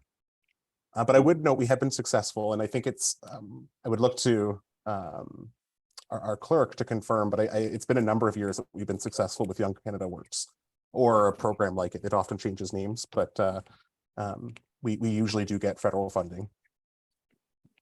So we've got a good relationship with the powers that be in Ottawa. We submit good applications. Well said. We have good projects in the township. Well said. Okay, that's fine. Okay, I got that. I'll take that as a recommendation. Thank you. Great. Thank you. Thanks for the clarification. Justine, where are we in? We've approved? Have we approved the interactive registry map? I don't believe we have we? No, we'll just do that resolution now. So that staff report HER 2022-017 regarding digital archive and heritage register map be received for information. Moved. And move it. Mary, seconded. I'll Someone? second. Barb? Matt? Thanks, Barb. All in favor? Opposed? None carried. Now we're down to the proposed meeting schedule. Yes, so the purpose of this report is for the Heritage Committee to approve their committee meeting schedule for 2023. So you'll see that it's been listed there in the report. Does the committee have any questions regarding the proposed schedule? Yes, Mary? Yeah. I'm wondering if this committee is meeting frequently enough to meet its goals and objectives annually. And this may not be a popular suggestion, but I think this committee should be meeting 6 times a year rather than 4. It feels like there's a bit of a drag and sort of lost mileage when we meet, because we have these long intermissions between meetings, and then we need to have emergency meetings to catch up with more pressing agenda items. That would be my preference. It may not be something supported either by the committee members or the township, but that's my preference. Any comments? I would suggest that we, not suggest, I would ask, if we're going to go to 6, or if we're going to keep it at 4, or whatever we're going to do, before we actually answer that question, would it be safe to say that the Heritage Committee is now a permanent virtual only committee, or will we ever go back to live meetings? I will let Jeff speak to that. Or sorry, Courtney. Courtney will speak to that. Thank you for the question. A couple comments on, I think, on the topic in general, and maybe I'll just start with the virtual meetings. So there is some investigation in the works right now to see if we can make a hybrid meeting work. So where we would have committee members meeting in person, and then still have the ability to have individuals that maybe don't feel comfortable attending in-person meetings, members of the public, for whatever reason, still be able to Zoom in, and then also open it up to members of the public who want to come in person as well. So just make our meetings a little bit more accessible in that respect by offering a hybrid version. So we're looking at different options for that. So I think that conversation has to be with staff and then ultimately at council before it can filter down to the committees to see what we're going to do. But I did want to just, that's in the works. We're looking at it and seeing what our technology will permit at this point too, because our AV equipment that we currently have in chambers doesn't necessarily support that as is. So we're just trying to see what we can make work, and others have done it very successfully. Our neighbors are doing it. So we're reaching out to see how they manage that. And then just in respect to the number of meetings per year, I do believe it's in the terms of reference for each of our committees, the meeting schedule and the per diems and that sort of thing. So we are looking at those with the new term starting, presenting some information to council with the new term. So it may be a great opportunity to have that discussion. Yes, Barb? While we're on the topic of potential changes to our committee, at one time, I believe in our previous term, we had an additional committee member. Is there an opportunity to increase our numbers? We actually have a report that we addressed further down in the agenda related to that topic. Sorry, with apologies, Justine. No worries. Mhm. Yes, Mary? Oh, well, just to let it be known that on occasion, if we had more meetings and there were no significant agenda items, then the meeting can be canceled or postponed.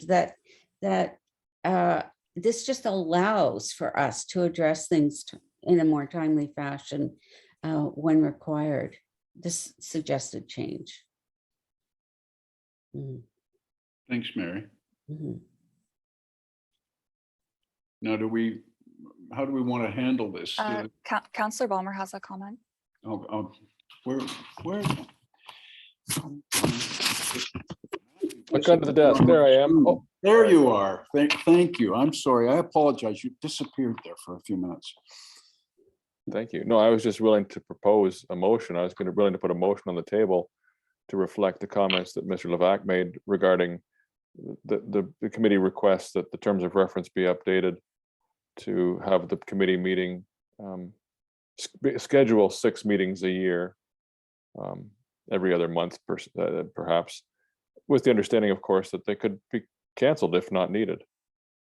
Are you making that as a motion? I would gladly make that. I just did, yes. I so Thank moved. you. Thank you. Seconder? A second. Thanks, Mary. Or any comments? If there are no comments, all in favor? I think we're carried unanimously. Although I do not have Mr. Levac on my screen, so I'm not sure whether John. you. Still here, don't worry.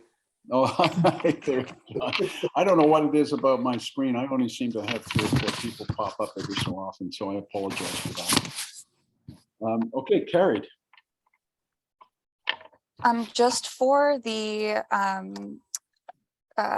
schedule as it's currently presented, would the committee be in favor of approving that as it is right now? And then it can be looked at if council approves the additional meetings.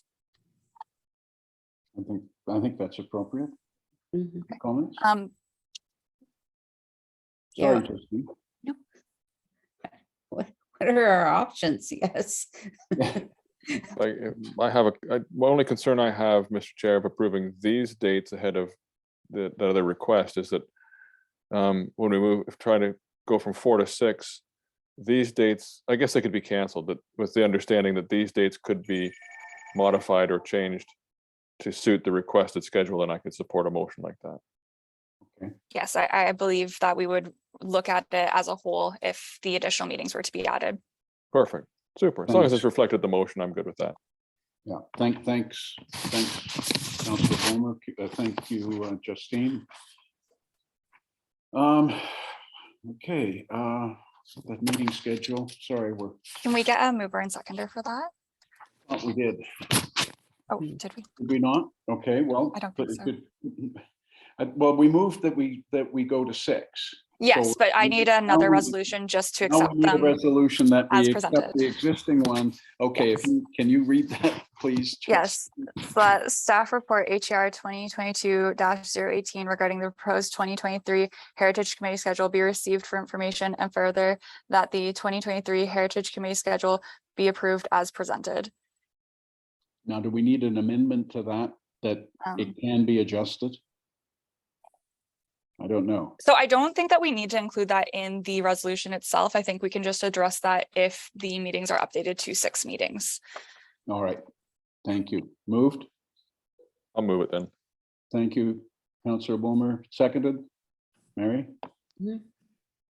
Ms. Tivy? Carried. I should say, I'm sorry. All in favor? Carried unanimously. Okay, we move on to, well, the item 11.5 has been dealt with. Do we need an additional? No, we've made the resolution. We Yes. passed the resolution under item 10, correct? Yes. Okay, if we could move on to a review of the terms of reference, please. Yes, so the purpose of this report is to request an update to the Heritage Committee's terms of reference to change the composition of the committee for the 2022-2026 term of council.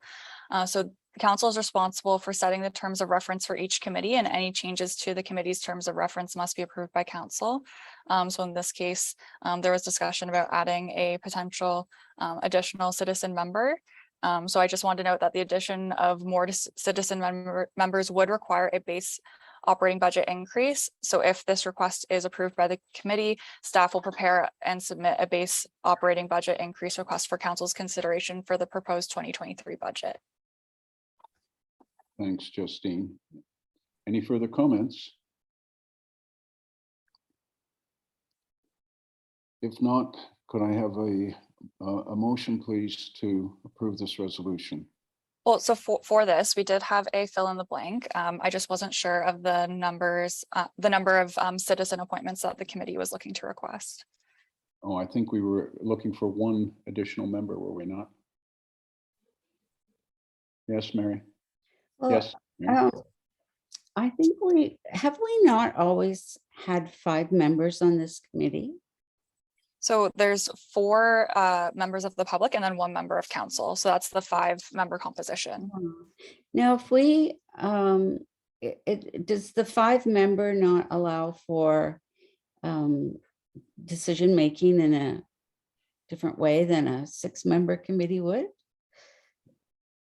I will let Jeff speak to that.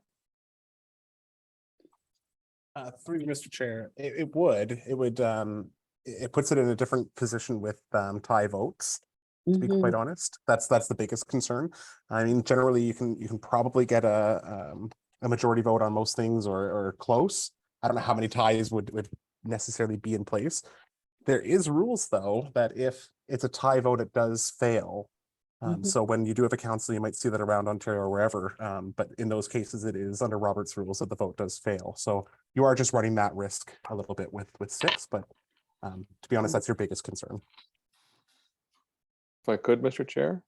Yes, thanks. Thank you, Matthew. I have a Yeah, question. Just wanted to speak to Ms. Jefferson's concern, and I understand where this is coming from because I'm the one who upset the apple cart. This was a 5-member committee with just citizen members until I requested. I had an interest, and I asked if I could join this committee, which made it temporarily a 6-member committee until Mr. Tuck stepped down. He for whatever reasons, Mr. Tuck stepped down from the committee, at which time we then returned to being a 5-member committee, the same as all the rest of the township committees. But it was because I had asked for special treatment of this committee that it was allowed to go up to 6 members in the recent past. A question for you, Councillor. What happens with your appointment now to county as opposed to township? I will be saying aloha to this committee. Thank you very much for asking. This will be, well, it's all of our last committee, all of our last meetings for this term, I believe, as part of this committee. Unless you guys have one more. I can't remember when your appointments run out, but my appointment to this committee will lapse. Oh, that's a good question. You know what? That's a good, maybe Mr. Bunn or Ms. or the clerk should handle this one, but I no longer am a member of Township Council as of the date of either the inaugural meeting of the county or the inaugural meeting of the township, whichever comes first. I cease being a member of the committee. But don't you become a citizen member at that point? That's a good question. That's something we maybe should turn over to the clerk to answer, because that's way outside my pay scale. Okay, Mr. Bunn, could you comment on that? Oh, I think Courtney may have just unmuted. Did you? Thank you. So it is, it's a little bit different, especially with the term of council ending earlier this year than it did in 2018. So we're looking at a November 15th new term start, and I believe the county's inaugural is just very shortly after that. November 25th, yeah. Yes, so it's all in November that it ends, and so I believe the way the terms of reference when we had a look at this is relatively silent on this. So we took a look at how it was done in the past, and in the past we did have our current members continue on in their roles until council appointed new. So it may be that Councillor Balmer is a citizen member and can continue, or it may be that we are looking at a 4-member committee up until the new term is, the new committee is appointed. So we will definitely get a firm answer to that to figure out what we're looking at for, I believe it's the January meeting is the one where we might have our old composition continue until the new is appointed. Okay. Yes, Mary. Now, well, is it standard practice? Has it become standard practice for counselors to be represented on advisory committees? Yes, it is. It is. So with our Committee of Adjustment, our Planning Development Advisory Committee, our Recreation Committee, they all have members of council that have been appointed to those committees. And I believe that's reflected in their terms of reference as well. So we're going to be taking just a really good look at all of those TORs, making sure that they're all consistent and bringing that forward to the new term of council as well. So to answer your question, Mary, yes, it's consistent with our other advisory committees. Mhm. Okay, so my question then would be, if Mr. Bulmer indeed became a citizen member, since he's moved over to county, would we also get another Puslinch counselor on? Would we essentially have two counselors on our committee at that point? So that's an interesting question. If Councillor Balmer is a citizen member, then he wouldn't be a council appointee. So we would still only have the one council appointee, and Councillor Balmer would be here representing just as a citizen as Puslinch, same as the rest of the other 5 members if we go to a 6-member. Okay. So we'd retain Matt and we'd get someone new in addition to Matt. We all So I need to guess- reapply. We would all, Yes. all of our terms end, we'd all need to reapply. Good Okay, point. presuming we all applied and we all were accepted, then we would be back up to a 6 number from the 5 number we're at now. That's correct. And 2 of those would technically be council people, although, yes, I understand Matthew's not a council person officially. Well, the terms of reference would need to be updated to have a larger number of citizen members than there is now. Okay. Okay, I guess the only other thing I'd add is on the even number versus odd number thing.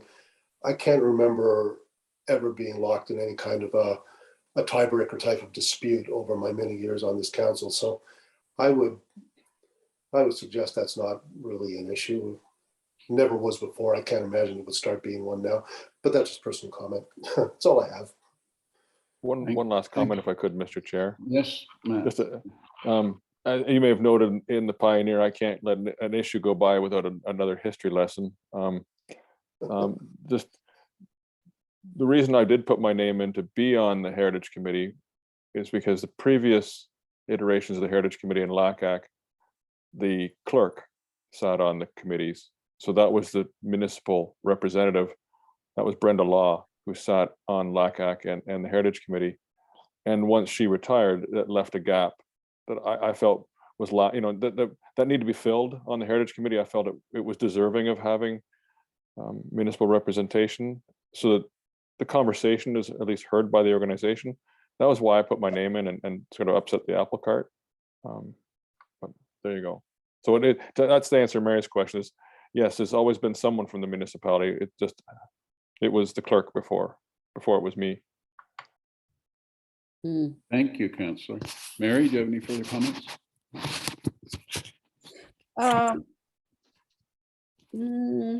Well, I just don't think we can make assumptions about who may or may not be on the next committee.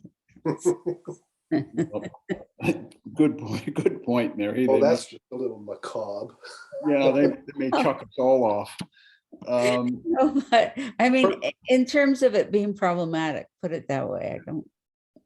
Well, personally speaking, Matt, Councillor Bulmer, I would be very, very sorry if you were not able to sit on the committee. I find between you, Mary, and Barb, the depth of knowledge of the township and surrounding areas is quite astounding. And personally speaking, I would miss your presence very much. Thank you for that, Mr. Chair. I'm hoping to serve on the Heritage Committee at the county level, and with the additional committee's responsibilities at the county level, I may or may not put my name in to sit on a local committee. But I will Okay. certainly take your kind words to heart as I make that decision. Well, thank you. Thank you. And I understand it. I mean, if you're moving up the county, and congratulations on being acclaimed.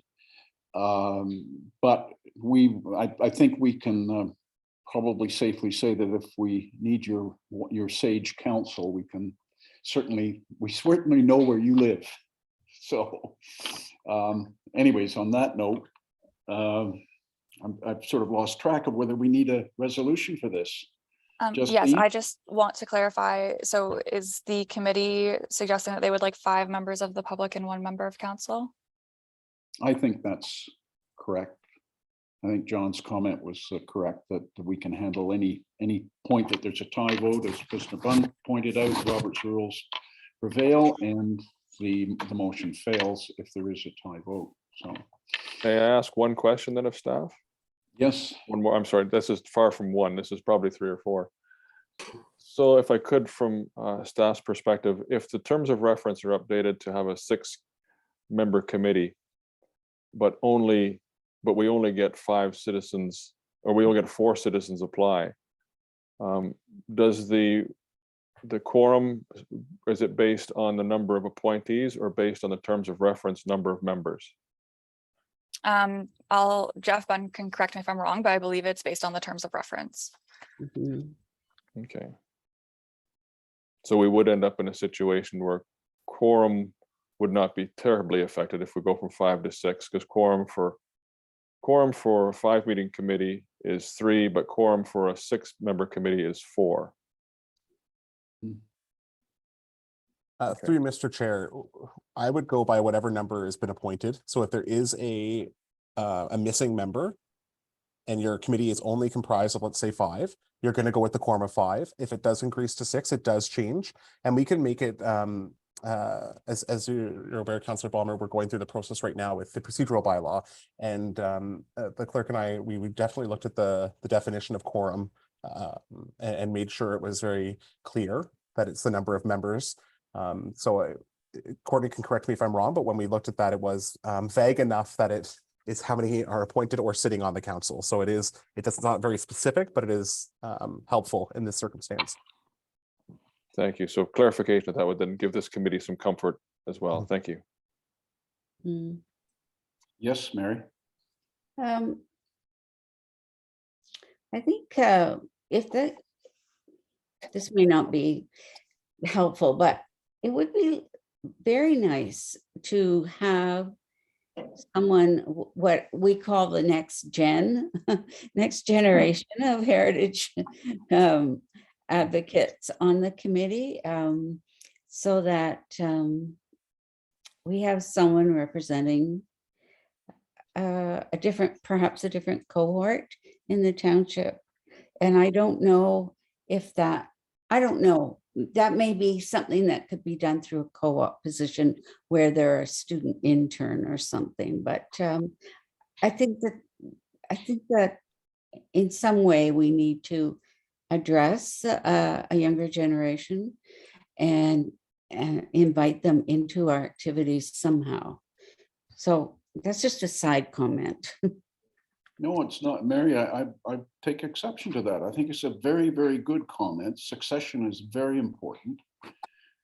It's something we need to address. Demographics are working against us, unfortunately, but they're inevitable. And I think it's a really valid point that you've raised, that succession is something we should be looking at. And I agree totally that I would love to have some younger members of the community get interested in heritage. I think it's a great point. Thank you for bringing it up. You're welcome. Any further comments on that? I mean, several members of the committee know my position on youth and younger people, which is very strong, contrary to what a lot of people think about our young folk. But however, that's the way it is. I'm not sure how we would. I guess we, as a committee, we all should be looking outward and trying to identify people that we might be able to get interested in the heritage of our community. Okay, I have an idea on that. If memory serves me correctly, at the end of every term, during election time, we eventually see an ad or two show up in places like the Wellington Advertiser and whatnot, listing all of the openings on committees. Am I right about that, Justine? And we're going to see that again, right? Yes. Okay, so maybe this time around we could add 2 positions for non-voting Heritage Committee junior members without specifying an age, but definitely specifying they're non-voting members. And that would very possibly attract eager younger people who would be interested in getting a start without making some kind of a commitment that involves high responsibility.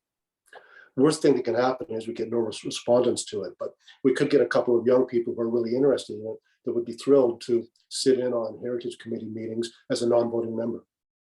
Just an idea. Thank you, John. Excellent idea.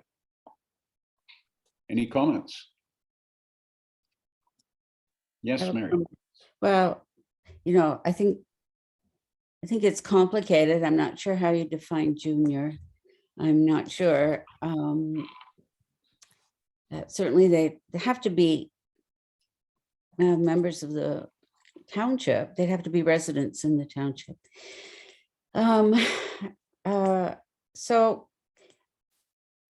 my other thinking was that it might be something that would appeal to a co-op intern to participate in the meetings and perhaps undertake some kind of project that might be part of a working group. That's all. That's just a comment. Yeah, it could work that way. I didn't suggest whether the position should be paid or not. But it could be tied into this summer student thing that we seem to be doing year after year after year. It could be a year-round type of thing. Mm-hmm. And that person could be just more than just a summer student. It could be a cohort as a future member of the committee. I don't know. Okay. But it would be something that should be advertised along the same lines of filling up a committee vacancy, I think, because it's got to be somewhat official. I don't know.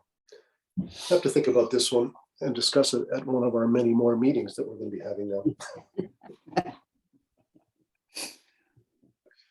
Thank you, John. Just as a comment, when I was down in Brockville at the conference a few months ago, I did notice that there were a lot of younger people there, and they occupied a variety of roles with various townships. So I think we're sort of moving towards that. I'd like to, at some point, if we can chat about this, to figure out how we could define what we would be looking for someone to join, because I think having a youth perspective could be very, very valuable going forward. Now, I don't have any suggestion at all. I think both John and Mary have put forward some great ideas, and I'm just wondering if we can develop those ideas over the next little while, and once we know who's going to be on the committee next go around, we could carry it forward, because all of this is academic at the moment until we get the elections finished. Our deputy clerk has a comment. Thank you. Oh, thank you, Jeff. You popped up there. Sorry about that. I didn't know the best way to jump in there. Through you, Mr. Chair, the one thing I could suggest maybe, and this might be helpful for the committee, is our clerk mentioned that we are going to be doing a quick review, or I would call it a quick review of our terms of reference to make sure they are consistent across the board of all of our committees. But included in that review, what we can do is just to look at best practices among other municipalities and see what other people are doing in terms of getting some of those younger folks involved in the committees that they have, and just see what's worked and maybe what hasn't, and then have something to bring back to the committee just to get the ball rolling there and present some ideas. Maybe not come back with the solutions, but hopefully come back with something that other people are doing that might have been successful. Thanks, Jeff. That would be very helpful. Okay.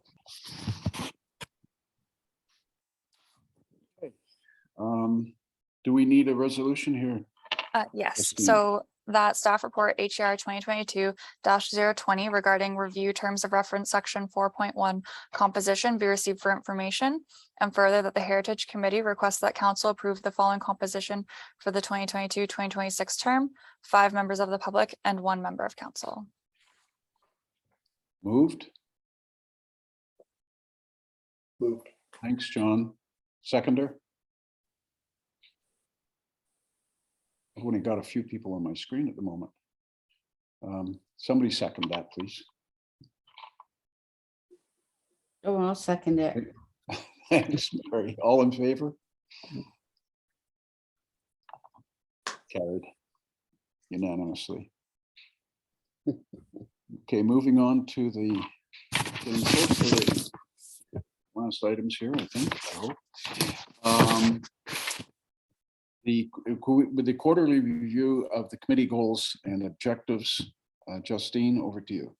Yeah, so the purpose of this report is just to review and provide updates on the Heritage Committee's goals and objectives. Contained in this report is a brief review and status of each goal and objective. Does the committee have any questions regarding this report? Anyone on committee have any comments? Yes, Councillor Bomer. No one else has a question they want to go first before I steal all the oxygen? No, it's okay. Go ahead. Thank you. Just a question, I guess. How does, please refresh my memory, I can't recall, how does one get a new goal and or objective on this list of goals and objectives? Yeah, so what the committee member or members would do is complete one of the advisory committee goals and objectives proposal form, and then that form gets sent to council to be approved to be added to the committee's goals and objectives. So this is an exercise that will take place at the start of the new council term for the committee to go through, propose their goals and objectives for the next term, and then those will be approved by council. And then they can be added kind of throughout that term, but that would be kind of the first opportunity to set those next goals and objectives. So thank you. So it's the committee itself discusses, a member of the committee proposes to the committee that they'd like to add something to this list. And then the committee asks staff to fill out that form. So the committee members fill out that form. Staff are able to assist with that, but it is very much driven by the committee members. So so the committee members do that directly to council or do it directly to the committee? So it would come to the committee first for the committee to look at the proposed goals and objectives that are being suggested. They can say if they would like to have those on their goals and objectives to then be sent to council for approval. Okay. So would it be appropriate for a member to propose directly to the committee verbally before they went and filled out a form, before they took up staff time to fill out a form and to formally do the process? I think it could be done that way, if that was desired. And just as part of the upcoming potential training, would it be possible to put this down in writing so that the committee at any time, any member could actually see this? Even myself, I'm sorry, if you had explained this before. Oh yes, there is actually an SOP, and it is attached to this report. So the SOP explaining the procedure for filling out those forms. Okay. Oh, that's okay. And then the form I didn't recognize it. No worries. Okay, thank you so much. So there you go. So then I'll turn it over to the chair, but at the end, I have a couple of ideas I'd like to run past the committee that I may work with staff to fill out for the next meeting. If everybody else has a kick at the can of the report first. Okay. Did anyone other than Councillor Bomer have any comments they'd like to make at this point? I think it's back to you. Councillor Bomer. You've stolen all the oxygen. Well, there's two items I'd like to work with staff to maybe have added to this in the future with, if the committee is supportive. One, I recently had the opportunity to read an excellent report written by a member. Ms. Tivey wrote a great report relating to a property in Fox Run, and it explained the history of the wetlands and I think it was the Mr. Ellis and bear hunting and things. And it made me recognize that although we've discussed interpretive signage or some sort of plaque at the PCC grounds for the history of those lands, I think each park has the potential to house an interesting story about that area of the township, whether it's Fox Run Park, Morrison Meadows, you name it, Arkle, that has an opportunity to take heritage out to the people in a context that's, you know, relevant to the location of the sign. And so I'd like to propose that, well, we haven't made traction yet on the interpreter signage at the PCC. I'd like to propose that we start planning to have one in each park over time, and then the committee work towards, you know, maybe we can get the township to fund every other year or every year, you know, an interpretive sign in each park, so the kids, the youth of the township can appreciate the history of the park in which they're playing. And I don't know what I'd call it yet, but I think that would be something. There's so many opportunities for that. Even as simple as the Oil Springs Park or Oil Well Park in Telfer Glen. It's just a piece of wilderness with a trail through it. But there's a history to that park and why it's called what it is. So I know we have a signage thing, but I think that's a little different from what I'm talking about. And Mary's done a lot of work on interpretive signage. So I thought if we could identify those and sort of create a roadmap. So that'd be the first one that I wanted to discuss briefly before I sat down with staff and the SOP. Any comments? Yes, Mary. Well, I really support Mr. Ballmer's suggestion, and even you know, expand it in the parks, because often they're a park that's built for community, such as the Badenoch soccer field there, so that it's an opportunity to use the park and have it reflect the environment in which it was developed, the historical environment and the natural environment. Mm-hmm. Yeah, I think it's a really great idea to sort of ground these parks Yes. as places for interpretation. And frankly, there's a park, I think, in every area in our community, is there not? Yes. Well, thank you, Mary. Thank you, Matt. Matt, your point is, I wholeheartedly support your suggestion personally. Thank you. I'll work on, Justine and I'll hammer something out. Okay. You had a second point. Thank you. Yes. The township often receives requests for memorials, or there's an interest perhaps in speaking more about or interpreting more or recognizing more the First Nations that were here. And I think about, we have a park in Morriston. We have several parks in Morriston, but one of them is known as the historic block. And I think I've spoken before on this. And I'd like to start the conversation with the township, with council, about sort of identifying that as our history park, whereas all the other parks are seen as places of recreation or sport. Perhaps this is one, and Mary mentioned this last time with the student who could do a sort of a master plan as a project.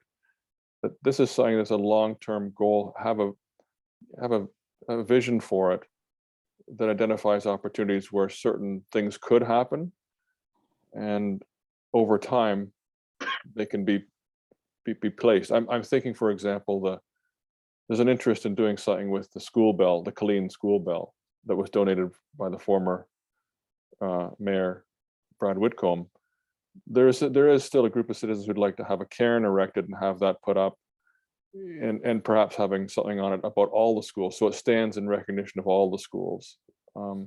Maybe that's a place for that. Perhaps we want to do something with First Nations, perhaps that's a place for that. But it's already referred to as the historic block. And if it became the historic park, then it's a way where the township can demonstrate that, you know, when the township receives cash in lieu of parkland, or needs money, or receives grants for park improvements, that part of our park infrastructure is recognizing our history. And I think that makes it it brings history up a little bit. It recognizes that it's important to the township if they're willing to invest those park dollars into recognizing our history. And with relations to the historic block, it could also be a starting point and finishing point for self-guided tours, all sorts of things. So I'd like to put that one on the books with staff as well. Thank you very much, Matt. That's your point. As always, your presentation is very good. Any further comments from anyone else that would like to speak to Councillor Bulmer's suggestion? Again, I fully support your suggestion, Matt. It's excellent. Justine, how do we handle that? Do we need a resolution to take Councillor Bulmer's suggestions forward? Yeah, so I've written one, but I think Barb had a comment. Oh, sorry. Where are you, Barb? Sorry, John. Oh, there you are. Okay, lovely. Thank you. I was just going to add some more meat to what Councillor Bulmer has said. And I do like the idea of that particular park being a starting block for all of the reasons that we talked about earlier today when our delegations were here. But Morriston does have a special core and the special historical landscapes that we have there. That would be an excellent starting point. And also in doing this, if I can take a bit more from what Mary said and Councillor Bulmer, these park locations are in part of the separate entities of our community. We could have a Scottish heritage area. We can have a German heritage area. We're so fortunate that we can blend all of these things together and bring awareness to them. And a lot of this work has already been done by our local women's institutes. The histories are here.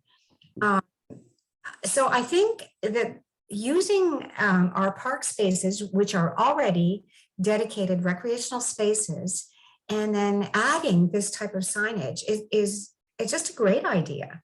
And I think we will be surprised when we delve into this, the resources that we already have.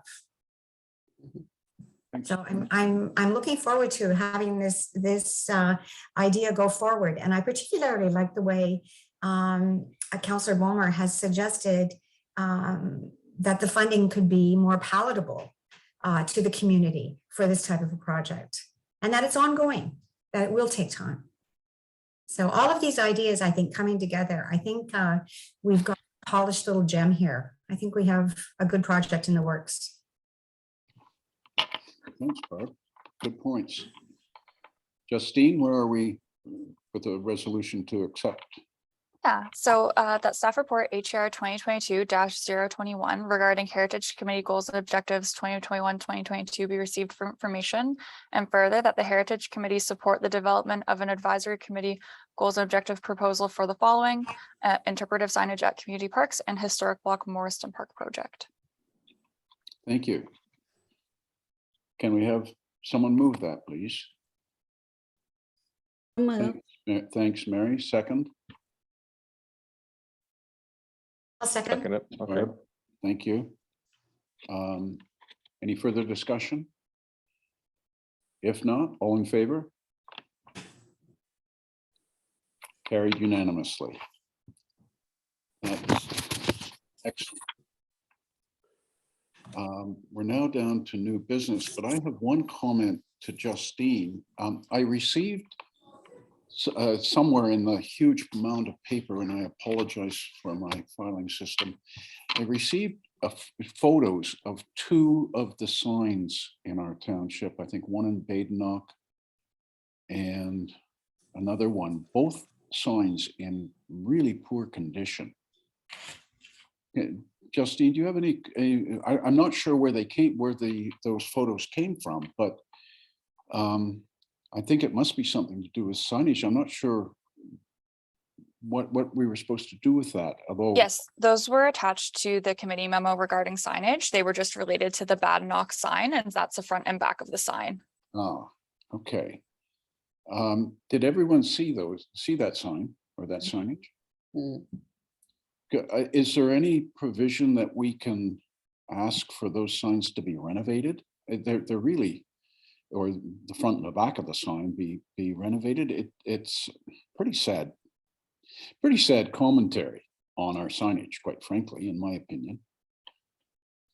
So Anyone- that report was referred to the signage subcommittee for them to consider what was requested, and that particular sign was discussed in that committee memo, and so those pictures were just in support of that discussion. All right, thank you for the clarification on that. Okay, new business. Is there any new business anyone would like to discuss? Are there any announcements that people would like to make? So if there's no further business and no announcements to be made, could I call for a motion to adjourn or terminate the meeting? Thanks, Mary. Second. Thanks, Councillor Bomer. All in favor? Thank you, carried unanimously. Well, now that the meeting's over, I'd like to thank everyone. I think it's been a very interesting meeting this time. And thank you all for your participation and great ideas. And let's keep it forward and keep it moving. As Barb said, we've been presented with something that could be a very interesting project. So if that's the case, I guess it's goodbye from here. Justine, are there any comments from staff that other than goodbye? No, that's good. We're good. Thank you. Okay, thank you. Jeff, thank you for being on board. Courtney. Thank and, you. Goodbye to all. Bye-bye. Bye now. Happy Halloween, Merry Thank- Christmas, Happy New Year. Thank you. Okay, cheers, everyone. Bye-bye. Bye.